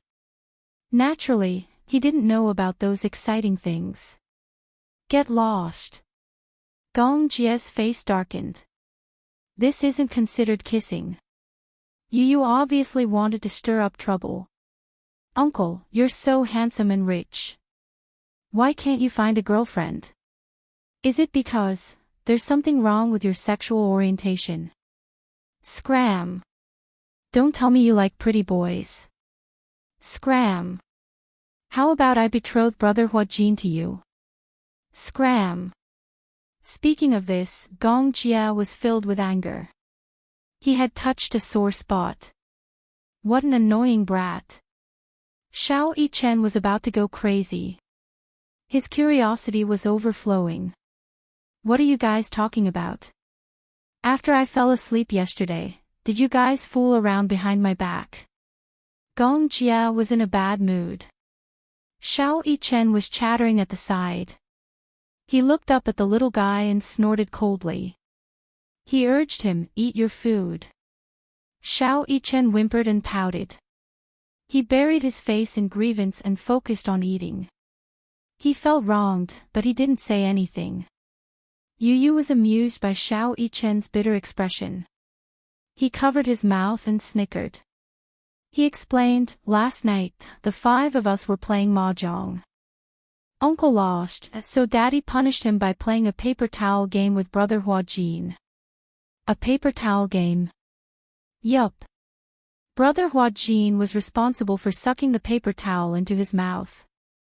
Then, Uncle had to suck the paper towel from his mouth and throw it into the trash can, and so on. He had to do this 10 times to complete his punishment. Chapter 2255. Coincidentally, Gong Jia was sitting opposite him. The rice that Xiao Yichen spat out landed directly on Gong Jia's face. Suppressing his anger, he closed his eyes and clenched his fists tightly. It was not until he repeatedly brewed his anger that he finally managed to calm down. When he opened his eyes, he was gritting his teeth. Do you have a death wish? Xiao Yichen immediately panicked and explained, No, uncle.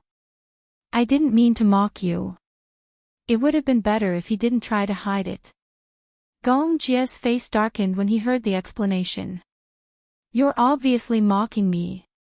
Yu Yu suddenly took out his cell phone, played the video, and showed it to Xiao Yichen. You went to bed early last night, so you missed a lot. However, I took a video. Here. I'll show it to you. Gong Jia turned pale with fright when he saw this. He exclaimed in disbelief, You actually took a video. Yu Yu said matter-of-factly, It would be a pity if I didn't take a video of such an exciting segment. Xiao Yichen took the cell phone and watched it with great interest. When he saw Gong Jia sucking the tissue from Hua Jin's mouth with an ashen face, he laughed out loud. Yeah, Uncle's expression is so interesting. Ha ha ha. Shut up. Gong Jia reached out to grab the cell phone. However, Xiao Yichen was not inferior in terms of agility. He dodged nimbly and jumped down from the chair. He held the cell phone and hid in a corner where Gong Jia couldn't reach him. You're still watching. Gong Jia pushed his chair away and stood up to chase after him. Xiao Yichen turned around and made a face at him provocatively. Then, he ran up to the 2nd floor. Gong Jia followed him to the 2nd floor. Knock, knock, knock. Yu Yu and Hua Jin looked at each other and shrugged their shoulders in tacit understanding. In the end, little Yichen was caught by Gong Jia, who snatched the phone away from him. He swiftly deleted the video and then taught the little guy a lesson. When Gong Jia carried Xiao Yichen downstairs, the meat on the table had already been eaten. Where's the meat? On the sofa, Hua Jin and Yu Yu hugged their round bellies and licked their lips. It's all in our stomachs. Gong Jia was speechless. That move just now couldn't have been to lure the tiger away from the mountain, right? Yu Yu reprimanded them righteously. Who asked you to be so restless? Eat your food properly. Don't blame us if you can't get the meat. Feeling angry and aggrieved, little Yichen complained, Yu Yu, you're too much. You did this on purpose. As they spoke, the 2 little guys started to mess around. Gong Jia watched in silence. All of a sudden, he smiled knowingly. These 2 little nephews were really 2 little elves. They were both cute and mischievous. He was a little envious but also had an inexplicable yearning. It was probably a very blissful thing to be able to have such a peaceful life. The 2 kids messed around and made a lot of noise. It unexpectedly aroused his desire for a family. Since he was young, his concept of family was very cold and vague. To him, the Gong family was more like a huge royal family than a simple and ordinary family. All the family members had their own missions. Even when he was young, he couldn't mess around like this without any scruples. In the face of huge benefits, every family member was eyeing covetously. Therefore, Gong Jia had always been vague about the concept of family. He only thought that family was just a place to stay. Chapter 2256. If his father knew that he had 2 adorable grandsons, he would be overjoyed, right? At this thought, Gong Jia's expression froze. However, would there be a day when they could reunite? On the one hand, he hoped that his father would know that he had 2 adorable grandsons. On the other hand, from Yun Shishir's perspective, he hoped that his father would never know. This way, he would not disturb their peaceful life. The feud between the Gongs and Mews was not something that could be explained in a few words. The hatred between the Gongs and the Mews was unfathomable. If his father knew that he would never allow his sister to be with Mu Yaja, he would definitely interfere. His sister would be heartbroken, though. Through this period of understanding, Gong Jia knew that his sister loved that man deeply. Hence, for the sake of his sister's happiness, he would never do anything that would make her sad. No matter what kind of feud existed between the 2 families, it had nothing to do with Mu Yaja. Although he hated the Mews, he could not bear to be ruthless toward the man who could give his sister happiness. This was probably what it meant to love the house and its crow. For his sister's sake, he could choose to tolerate Mu Yaja in all aspects. However, at the same time, he could not confess this matter to his father. He was worried that his father would not be able to accept it. Yes. His father and mother's love was also destroyed by that executioner, Mu Xing. A car accident separated heaven and earth forever. Love, hate, anger, and infatuation. He did not wish for his father to become the second Mu Xing. Hence, he would keep this matter a secret for as long as possible. Even if it was a little difficult for him to be sandwiched between his father and sister, he had no other choice now. Smack! Just as Gong Jia was deep in thought, a pillow flew directly at his face. He caught it and saw the 2 children playing around on the sofa, each hugging a pillow and hitting each other. Wah, wah, wah. Save me. I'm going to die. Under Yu Yu's attack, Xiao Yichen quickly lost the upper hand. Gong Jia's face darkened as he thought to himself, idiot. You 2 brats, stop messing around. Uncle, Yu bullied me, uncle, teach this fellow a lesson for me. Humph. Just as the 3 of them were fooling around, the phone rang. Everyone fell silent. Yu followed the sound and found the phone on the sofa. Surprised, she asked, whose phone is this? When Hua Jin saw this, he raised his hand and said, mine. Yes. Someone is calling you. Yu handed her the phone. Hua Jin took the phone and glanced at the number displayed on the screen. His face immediately turned cold. Under everyone's strange gazes, he hurriedly walked to the balcony and picked up the phone. Little Ya. Jean. Lin Shuya's willful and coquettish cries came from the other end of the line. There was a hint of helplessness and uneasiness in her voice, but more than that, it sounded soft and coquettish. She sobbed, where are you? I'm at home. Hua Jin did not think too much about it and lied that he was at home. However, as soon as he said that, he felt an inexplicable sense of guilt. On the other end, Lin Shuya stood in Hua Jin's apartment. Looking around, a trace of cold disappointment appeared on her exquisitely made-up face. Is that so? Then, why don't I see you? Chapter 2257. Was she in the apartment? Today was not the first day of the Lunar New Year. Why would she come out to look for him at this time? Hua Jin walked over to the clothes rack, picked up his coat, and put it on. Lin Shuya's intermittent cries could be heard from the other end of the line. She sounded weak and helpless. Compared to her usual haughtiness, she now looked like a helpless little bird. "I'll give you half an hour. Come to my side immediately. Jean. I need you." Now, Lin Shuya ended the fairy tale with an almost commanding tone. Hua Jin held the cell phone in a daze for a while. Then he smiled bitterly and turned around. "Yu, Xiao Chen, I have something to do now. I need to rush back immediately. When Shishir and Chairman Mu wake up, please pass on my wishes for a happy new year to them." "Brother Hua Jin, where are you going?" Yu asked suspiciously. Hua Jin pondered for a moment and smiled helplessly. "I have something important to do. I have to leave immediately. I'm sorry." "It's okay. If it's urgent, then go quickly.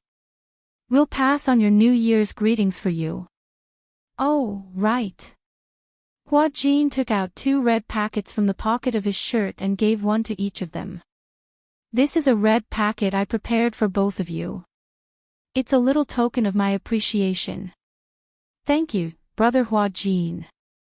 Xiao Chen and Yu were beaming with joy. Hua Jin bent down and kissed the 2 little fellows on their foreheads. Then he turned around and left in a hurry. When Hua Jin returned to the apartment, he stood at the door and saw a pair of high heels sitting quietly on the shoe cabinet outside. She was here. His heart sank to the bottom of the valley. Her arrival did not bring him a trace of joy. Instead, it made his originally joyous mood even heavier. He did not like Lin Shuya at all. In fact, he hated her. Being together with her was more like a way to make do with each other. Having debuted in the entertainment industry for so many years, he had won many dazzling awards with his outstanding acting skills. Many people said that he was born to be an actor. He had a face that was more beautiful and charming than a woman's. It was definitely a gift from the heavens. What made people even more jealous was that he was obviously not an actor, but he was blessed by the heavens. His natural acting skills were praised by many veteran actors. That's right. His acting skills had reached the pinnacle of perfection. It was as if he was born with it. Therefore, in front of her, he was able to show his love and infatuation for her even though he was clearly disgusted with her. When he was with her, he put on a show, as if he was wearing a mask all the time. This was also a form of torture. The apartment was unlocked with his fingerprint. He opened the door and walked in. He found that all the lights were on and the curtains were tightly closed. Hua Jin had only just stepped through the door, but he felt his heart sink for no reason. In this way, where was the end? Usually, he would accept scripts and act. No matter what, he would leave the cast and crew after 1 or 2 years. But when would the script with Lin Shuya end? The apartment had 1 bedroom and 1 living room. It was more than 60 square meters, but it gave him a cold feeling. It was as if he was on a desolate island. Hua Jin placed his phone on the table and walked into the living room. There was no one there. He pushed open the bedroom door, but she was not there. Xiaoya. Chapter 2258. Was he already gone? Impossible. Hua Jin suddenly thought of something and walked to the bathroom door. Through the closed door, he could clearly hear the sound of water splashing from the bathroom. His heart skipped a beat and he pushed the door open. A gust of warm steam hit him in the face. Hua Jin's eyes widened. His gaze pierced through the mist and caught sight of a figure sitting in the huge bathtub. The heater in the bathroom was turned on and the difference in temperature was like heaven and earth. Hua Jin walked in and closed the bathroom door. He walked slowly to the side of the bathtub and squatted down gently. He saw Lin Shuya hugging her knees and sitting in the bathtub. She had not taken off her clothes. She sat in the bathtub with her clothes on and allowed the showerhead to soak her. She buried her face in the crook of her arms. Her lonely figure seemed to have a lot on her mind. Even when Hua Jin called her softly many times, she did not respond. Xiaoya, what's wrong? Hua Jin asked gently. He had never been so patient in front of ordinary people. He asked over and over again without getting tired of it. It was only then that Lin Shuya lifted her head. However, her eyes were red and bloodshot. The water on her face was dripping wet.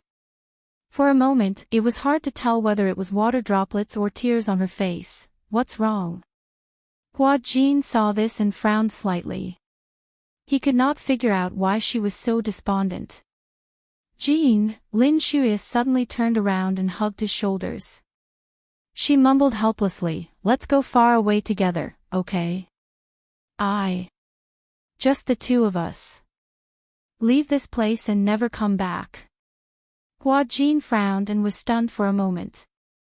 He held her shoulders and met her helpless and lost eyes. He could not help but laugh. Why are you suddenly saying this? My father talked to me last night. He said that he would arrange a marriage between me and the Mu family. Before New Year's Eve, Mu Linfeng found an opportunity to meet Lin Shuya's father, Lin Buxiong. The Lin family was a prominent family in the capital. Perhaps the Lin family could not be compared to the Mu family and the Gu family. However, as one of the four famous families, the Lin family was not only a scholarly family, but Lin Shuya's grandfather was also one of the 10 founding fathers of the country. Even though he had retired many years ago, he still held great power. It could be said that the Lin family's background was influential in the capital. Lin Shuya's grandfather was an upright person. Therefore, even though he was not in power and did not speak, he still had a certain amount of prestige. Lin Shuya's father was in politics while her mother was in business. Qin Zhou once used these words to describe the Lin family. The Lin family is not comparable to the Song family. Even if the threshold of the Lin family was leveled, they would still be one level higher than the Song family. Although Old Master Lin and Old Master Song were both founding fathers of the nation, the power of the two families could not be compared in the same breath. While Song Enya's father was only a minister, Lin Shuya's father now held an important position with military power in his hands. If it were the Qing dynasty, he would be equivalent to the commander of the 9 gates. His influence was something that the Song family could not compare to. In other words, if the central government wants to deploy troops, they have to abide by the Lin's wishes. Chapter 2259. Mu Linfeng and Lin Buxiong chatted happily. Since both of them held important positions in the June district, their conversation naturally went smoothly. Mu Yanqing was present that day as well. Under Mu Linfeng's repeated reminders, Mu Yanqing performed well. In front of Lin Buxiong, he was courteous, humble, and elegant. In the face of such a situation, he did not show the slightest bit of stage fright. Lin Buxiong was quite satisfied with him. Previously, news of Mu Yage's resignation as the head of the family had naturally reached the Lin family and his ears. Lin Buxiong appeared calm on the surface, but deep down, he knew very well that Mu Linfeng wanted to support Mu Yanqing to become the head of the Mu family. At the mention of Mu Yage, Lin Buxiong sighed again and again, feeling that it was a pity. If it were Mu Yage sitting next to Mu Linfeng that day, he would have slapped the table and agreed without hesitation. Lin Buxiong had met Mu Yage a few times, and they had also met a few times. His impression of the man was that he was a rather outstanding young talent. Despite his young age, he was brimming with talent. Having been in the business world for many years, he was ruthless and had a unique eye for talent. He was able to bring the Mu group, which had been in decline, back to its peak. If such an outstanding man were to marry his precious daughter, Lin Buxiong would naturally be overjoyed. Then again, even heroes have a weakness for the charms of beautiful women. When Lin Buxiong learned that Mu Yage had given up his position as the head of the family for a commoner girl, he could not help but sigh, but he also admired the latter's courage and extraordinary sense of responsibility. Mu Yanqing was young and handsome, but compared to Mu Yaja, he was nothing. Therefore, Lin Buxiong did not agree on the spot. He only said that after the festival, he would arrange for the two children to meet and have a meal together so that they could get to know each other better. If they felt that they were compatible, the marriage could be settled as soon as possible. Mu Linfeng and Lin Buxiong were two sly old foxes with their own agendas. Mu Linfeng, on the other hand, was bent on boosting Mu Yanqing's power through this marriage alliance, so that he could ascend to the position of the family head in one fell swoop. If he married Lin Shuya, he could rely on the Lin family's influence to secure his position as the family head in the future. What about Lin Buxiong? His heart was heavy with worry. Lin Shuya was his most treasured daughter. At the same time, she was also the most troublesome child. Perhaps it was because she had been pampered too much since she was young that everything went according to her wishes. This kind of pampering had gradually evolved into spoiling. Immersed in such a doting environment, Lin Shuya's character became arrogant and willful. She did things her own way and was unreasonable to the point of being willful. Although she was willful and a little spoiled, it was fine. However, he had not taught his daughter well. He had to admit that. Lin Buxiong thought to himself, anyway, when the time comes, my daughter will eventually be married off. I'll find her a gentle husband who will pamper her and love her. When she has children in the future, she will naturally grow up and become sensible. That was what Lin Buxiong thought, so he just let her be. Little did he know that the more he let her do as she pleased, the more out of control she became. His daughter was actually fooling around with an actor outside. The Lin family adhered to tradition. After all, they came from a scholarly family. Regardless of whether it was a boy or a girl, they paid great attention to etiquette and self-restraint. Chapter 2260. When Lin Buxiong found out that his most beloved daughter was secretly keeping a gigolo in the entertainment industry, he was furious. He had secretly done a background check on this little lover. When he got his hands on the information, he glanced through it and found that it was full of misdeeds. One could only imagine how furious Lin Buxiong was at that time. He had always had high expectations for Lin Shuya and had always raised her like a well-bred young lady. However, he did not expect her to fool around behind his back. In a fit of anger, Lin Buxiong sent a few men to find Hua Jin and warned him to stay away from his daughter. Of course, Hua Jin was more than happy to do so and agreed repeatedly. However, when Lin Shuya found out, she went home and raged with Lin Buxiong. Her words made it clear that it was impossible for her to cut all ties with Hua Jin. Even if he wanted to arrange a marriage for her, she would gladly accept it. However, there was a condition. Her future husband must not interfere with her private matters with Hua Jin. How preposterous were these words! A married woman was still entangled with other men outside.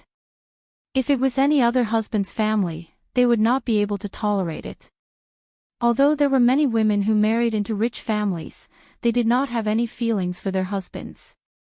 In the end, they went their separate ways and did not ask about each other. However, Lin Shuya was different. Lin Shuya was born in the Lin family. If she were to stir up the foul atmosphere, the Lin family's reputation would be ruined. Of course, Lin Buxiong would not agree and scolded Lin Shuya badly. Lin Shuya was used to doing things her own way. Why would she listen to him? She insisted and said that Hua Jin was her bottom line. If this bottom line was not violated, everything could be discussed. However, if it was violated, she would not let it go. Because of this, he flew into a rage and repeatedly asked Lin Shuya to cut off all ties with Hua Jin. Not only did Lin Shuya not listen to him and cut off all ties with this gigolo, the situation became worse. The originally harmonious relationship between the father and daughter gradually became like walking on thin ice. Lin Buxiong gradually lost confidence in his daughter. Originally, he wasn't worried about her marriage, but now, he couldn't wait for this unfilial daughter to get married. Firstly, he hoped that this daughter of his would change her mind. At the very least, if she could have a child after getting married, she should not be entangled with that man for the sake of the child. Hence, Lin Buxiong had no objections when Mu Linfeng invited him to discuss this matter. Marrying into the Mu family was a good choice. Even though he did not particularly approve or like Mu Yanqing, if he could subdue his daughter, he would approve of this marriage. However, when it came to marriage, Lin Buxiong was quite open-minded. He didn't have the final say. He wanted to bring his daughter to meet each other. If they had a good impression of each other, they might as well try to date each other and arrange a marriage. Mu Linfeng agreed and arranged for the two children to meet after the Lantern Festival. When they got home, Lin Buxiong told Lin Shuya about it. Lin Shuya's face immediately darkened, and she immediately refused. However, on this point, Lin Buxiong's attitude was quite unyielding and did not allow for refusal. No matter what you think, it's not up to you to decide on this matter. I'm only telling you this so that you can be mentally prepared. Whether you want to go or not, you have to go this time even if you don't want to. Chapter 2261. After a pause, Lin Buxiong continued, also, I'm warning you, don't you dare play any tricks. I won't fall for it. When you're on the stage, you have to show me all the good manners that I've taught you. You should know what to do in your heart.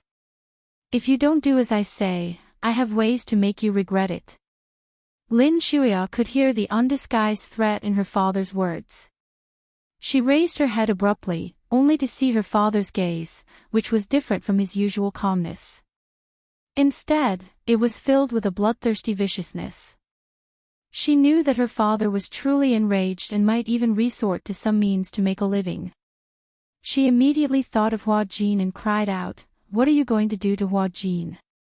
He deliberately tried to lure you into a trap. For a man like him, breaking his legs would be considered going easy on him. I think you've been bewitched by him and have fallen head over heels for him. I think that kid's face is especially good-looking. I'd like to see if you'll still be distracted by him if I cut his face and he doesn't have that kind of appearance anymore." Lin Buxiong snorted coldly, his tone scornful and cruel. Lin Shuya immediately screamed in fear, "You can't treat him like this. Dad! Don't force me, okay? I don't want to get married. I don't want to marry anyone else. I just want to stay by Hua Jin's side. I love him. I want to be with him forever and never be separated. Why can't you fulfill my wish?" "Because people are never equal from the moment they're born," Lin Buxiong said coldly. "People are never equal from the moment they're born." Lin Shuya was born noble while Hua Jin was as lowly as a speck of dust. These two people could only exist in parallel worlds and could never cross paths with each other. However, the only reason Lin Shuya and Hua Jin had a temporary intersection was because she appeared when Hua Jin was at his lowest. Lin Buxiong patiently persuaded her, "Xiaoya, Dad really doesn't understand you. I really don't understand you. Tell me, why don't you fight for the position of young madam instead of getting entangled with a poor actor? There's no future between the two of you at all. Don't you know how many people have toyed with this kid that you've always doted on before he debuted? He's just a lowly figure with no dignity to speak of. You'll only sully your reputation if you get together with him. Could it be that you really haven't investigated this kid's past?" In the words of the ancient times, this brat was a small prostitute in the ancient times.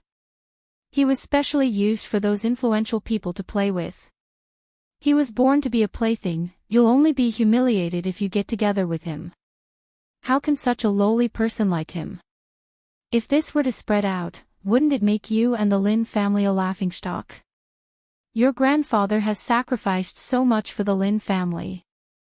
The Lin family's reputation today can't be reduced to ashes because of a single mistake from you. Lin Shuya's face turned pale. That's enough. Lin Shuya clenched his fists. How was she not aware of Hua Jin? Chapter 2262.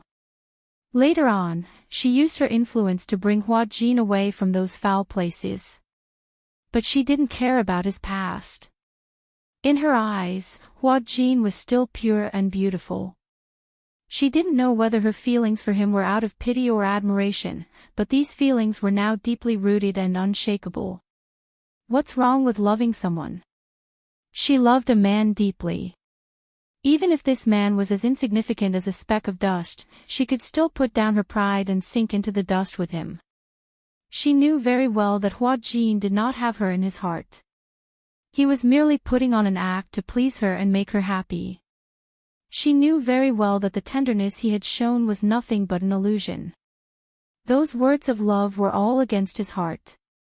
But she didn't care. Because she loved him. Her love for him was enough. As long as she could be with him, it didn't matter even if it was just an act. Lin Buxiong saw that she was still stubborn and said angrily, "I will never allow you to tarnish the Lin family's reputation."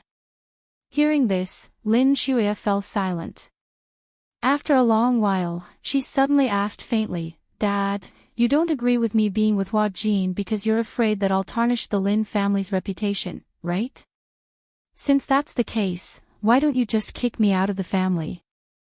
I'm no longer a member of the Lin family. This way, no matter what I do, I won't embarrass the Lin family and you won't feel embarrassed because I'm your daughter. This way, won't it suit your heart and suit your purpose?" Bastard! Old Master Lin's rage could be heard from the second floor. He stood on the second floor and glared at Lin Shuya's figure.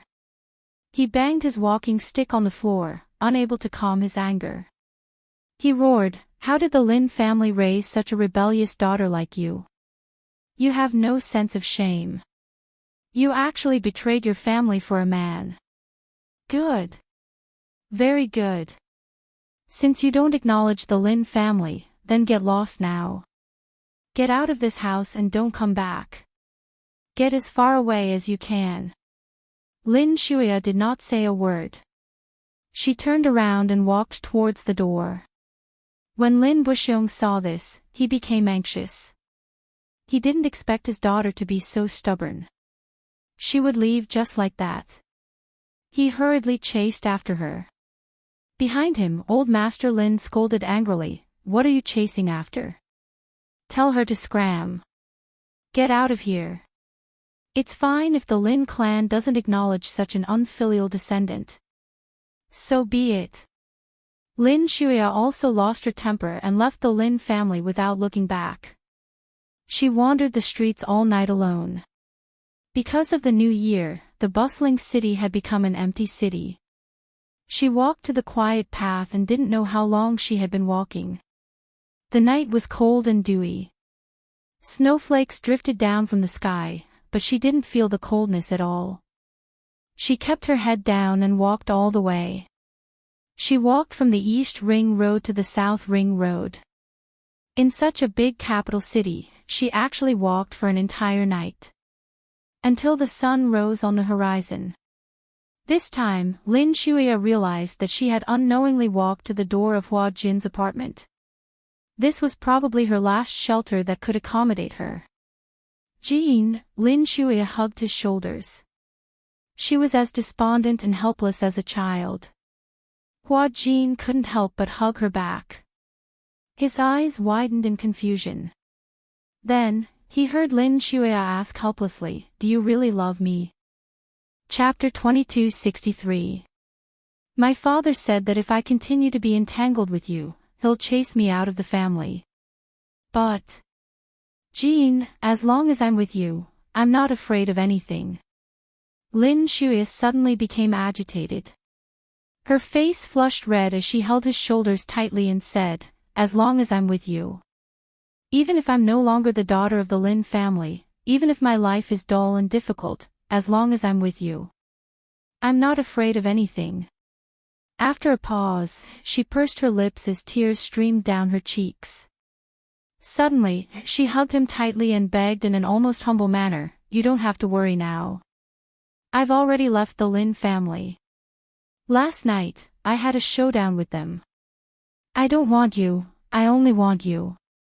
So, she had already compromised so much for him. Could he love her a little more? Even if this love was out of pity, she didn't care anymore. Jean, let's be together, okay? Other than you. I don't have anything else. So let's be together, okay? As soon as Lin Shuya's voice fell, Hua Jin hugged her expressionlessly. Even his heartbeat didn't fluctuate at all. It was so calm that it made one's heart palpitate. She didn't dare to ask any more. From this silence, she saw the answer. All of a sudden, the world collapsed in an instant. Lin Shui's body went limp and she slowly fell into the bathtub. Her gaze was empty and lifeless. In fact, she already knew the answer to this. No matter how superb Hua Jin's acting skills were, how could Lin Shuya, who was as sensitive as a woman, not be unable to see that his tenderness and adoration were just a facade? Are you just using me? Lin Shuya asked in a daze. She suddenly looked up and said in grief, I've done so much for you. Why are you so stingy with me? I've given up so much for you, even betraying my family. But why, don't you even have a place for me in your heart? Hua Jin's expression froze for a moment. He continued to look at her blankly. His gaze fell on her without any emotion. Pity, but only pity. Why aren't you saying anything? Lin Shuya gripped his shoulders tightly, her gaze lingering on his face as she pleaded, Hua Jin, tell me, tell me. I want to hear the truth. I don't want to deceive myself anymore. You don't have to act anymore, okay? Tell me, did you really not love me even a little bit, not even a little bit? Even if there's a tiny bit of space in your heart that belongs to me, that's good enough. Hua Jin remained silent. Say it, say it. Lin Shuya urged, her heart trembling with fear. As long as Hua Jin said that he liked her a little or cared about her, she would be fearless. Even if the world collapsed, she would have no regrets. He was the only one who answered, even if it was just one word. Yes. She would also do it for him until the end of the world, no matter what. However, after a long period of silence, Hua Jin finally looked at her and said, Actually, you don't have to be so stubborn. As he spoke, he reached out and brushed her hand away from his shoulder. This action, however, startled her. Chapter 2264. It was as if the moment she let go of him, a certain kind of bond between them would be completely broken. I don't want to. I don't want to, Lin Shuya said stubbornly, I don't want to. I just want to be with you. But I don't like you. Hua Jin asked out of the blue. Lin Shuya was stunned and stared at him in disbelief. What? You heard me very clearly. When he finally said this, Hua Jin calmed down and said seriously, I don't like you. From the beginning until now, I don't have any feelings for you. It's just that I'm very grateful for your care and attachment to me. But that's all. You're lying. Lin Shuya couldn't believe it. Or rather, she didn't dare to believe such cruel words. She said to herself in self-deception, You clearly said that you love me very much. When they were together, whether it was kissing or being intimate, were all the words of love that he had said to her fake? Were they really fake? Even though she had her doubts, if he had lied to her from the beginning, couldn't he lie to her until the end? However, Hua Jin was exceptionally calm, so calm that it was almost heartless. He looked at her gently and asked, Didn't you want to hear the truth? Sure. Hua Jin's lips curled into a smile. I'll tell you. Lin Shuya suddenly didn't want to listen anymore and turned her head away. However, Hua Jin raised his hand and grabbed her chin, looking at her seriously. He stared at her teary eyes and said casually, Xiaoya, you and I are not compatible in the first place. You're the daughter of a prestigious family, a high and mighty missy with a noble status. What about me? You should have investigated my background and my past, right? Lin Shuya suddenly fell silent. Her thoughts flew and she sank into her memories. The first time she met Hua Jin was at a private banquet. This private banquet was organized by a friend of hers. At the gathering, everyone brought their partners. And the first time she saw Hua Jin, he was beside a middle-aged man. Lin Shuya didn't know that middle-aged man. She heard from her friend that he was the behind-the-scenes boss of an entertainment management company and had a strong backing. And the first time she saw Hua Jin, she was deeply attracted to his delicate and beautiful appearance. The so-called love at first sight was probably nothing more than this. She liked his pair of misty eyes. She liked his quiet and melancholy temperament. She liked him sitting in the corner with his entire body shrouded in a heart-wrenching loneliness. Almost no woman would be able to resist such a temperament, and they would feel pity for him. SSS. SSS. Lin Shuya, who had always been proud and domineering, felt an inexplicable tenderness from the bottom of her heart when she met him. She wanted to love him and be his. At first, the boss didn't know her identity. However, after being introduced, he found out that she was the daughter of the Lin family. At this time, he was already tired of Hua Jin and wanted to get rid of him. However, he still wanted to squeeze out the last bit of value he had left. Thus, he whispered a few words to Hua Jin. Chapter 2265. Hua Jin understood the meaning behind his words and nodded. Before he met her, he was a lowly money boy. In ancient times, a person like him would probably be the private pet of those rich and powerful people. No matter who appointed him, as long as he was given sufficient resources, he would have to submit to those people like a lapdog under the orders of his sugar daddy. He had resisted before, but the result was imprisonment and violent beatings without seeing the light of day.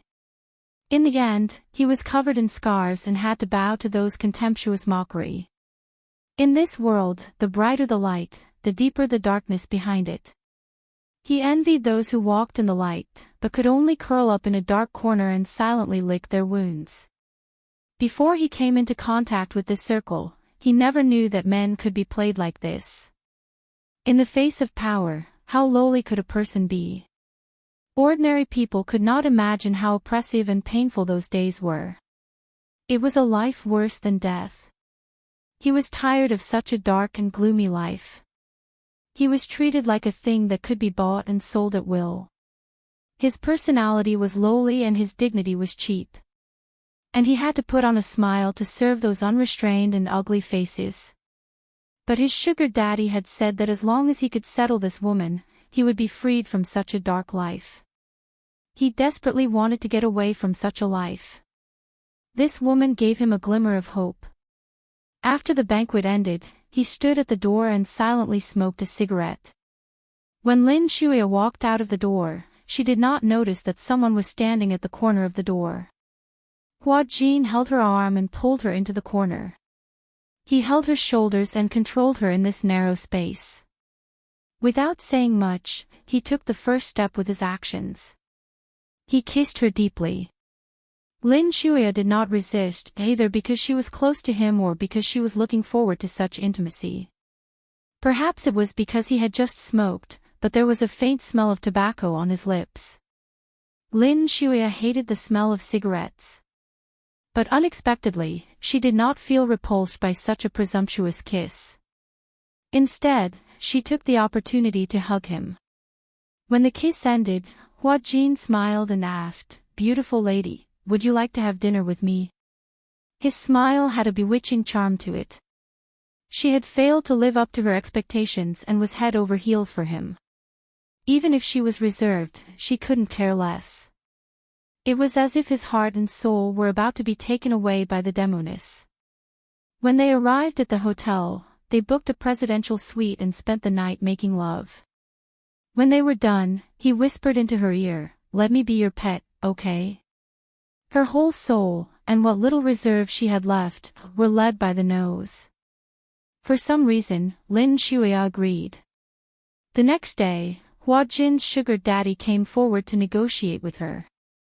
As for the conditions of the negotiation, it was naturally not something that could be measured with money. That man didn't lack money. He only lacked resources, and Lin Shuya could give him such resources.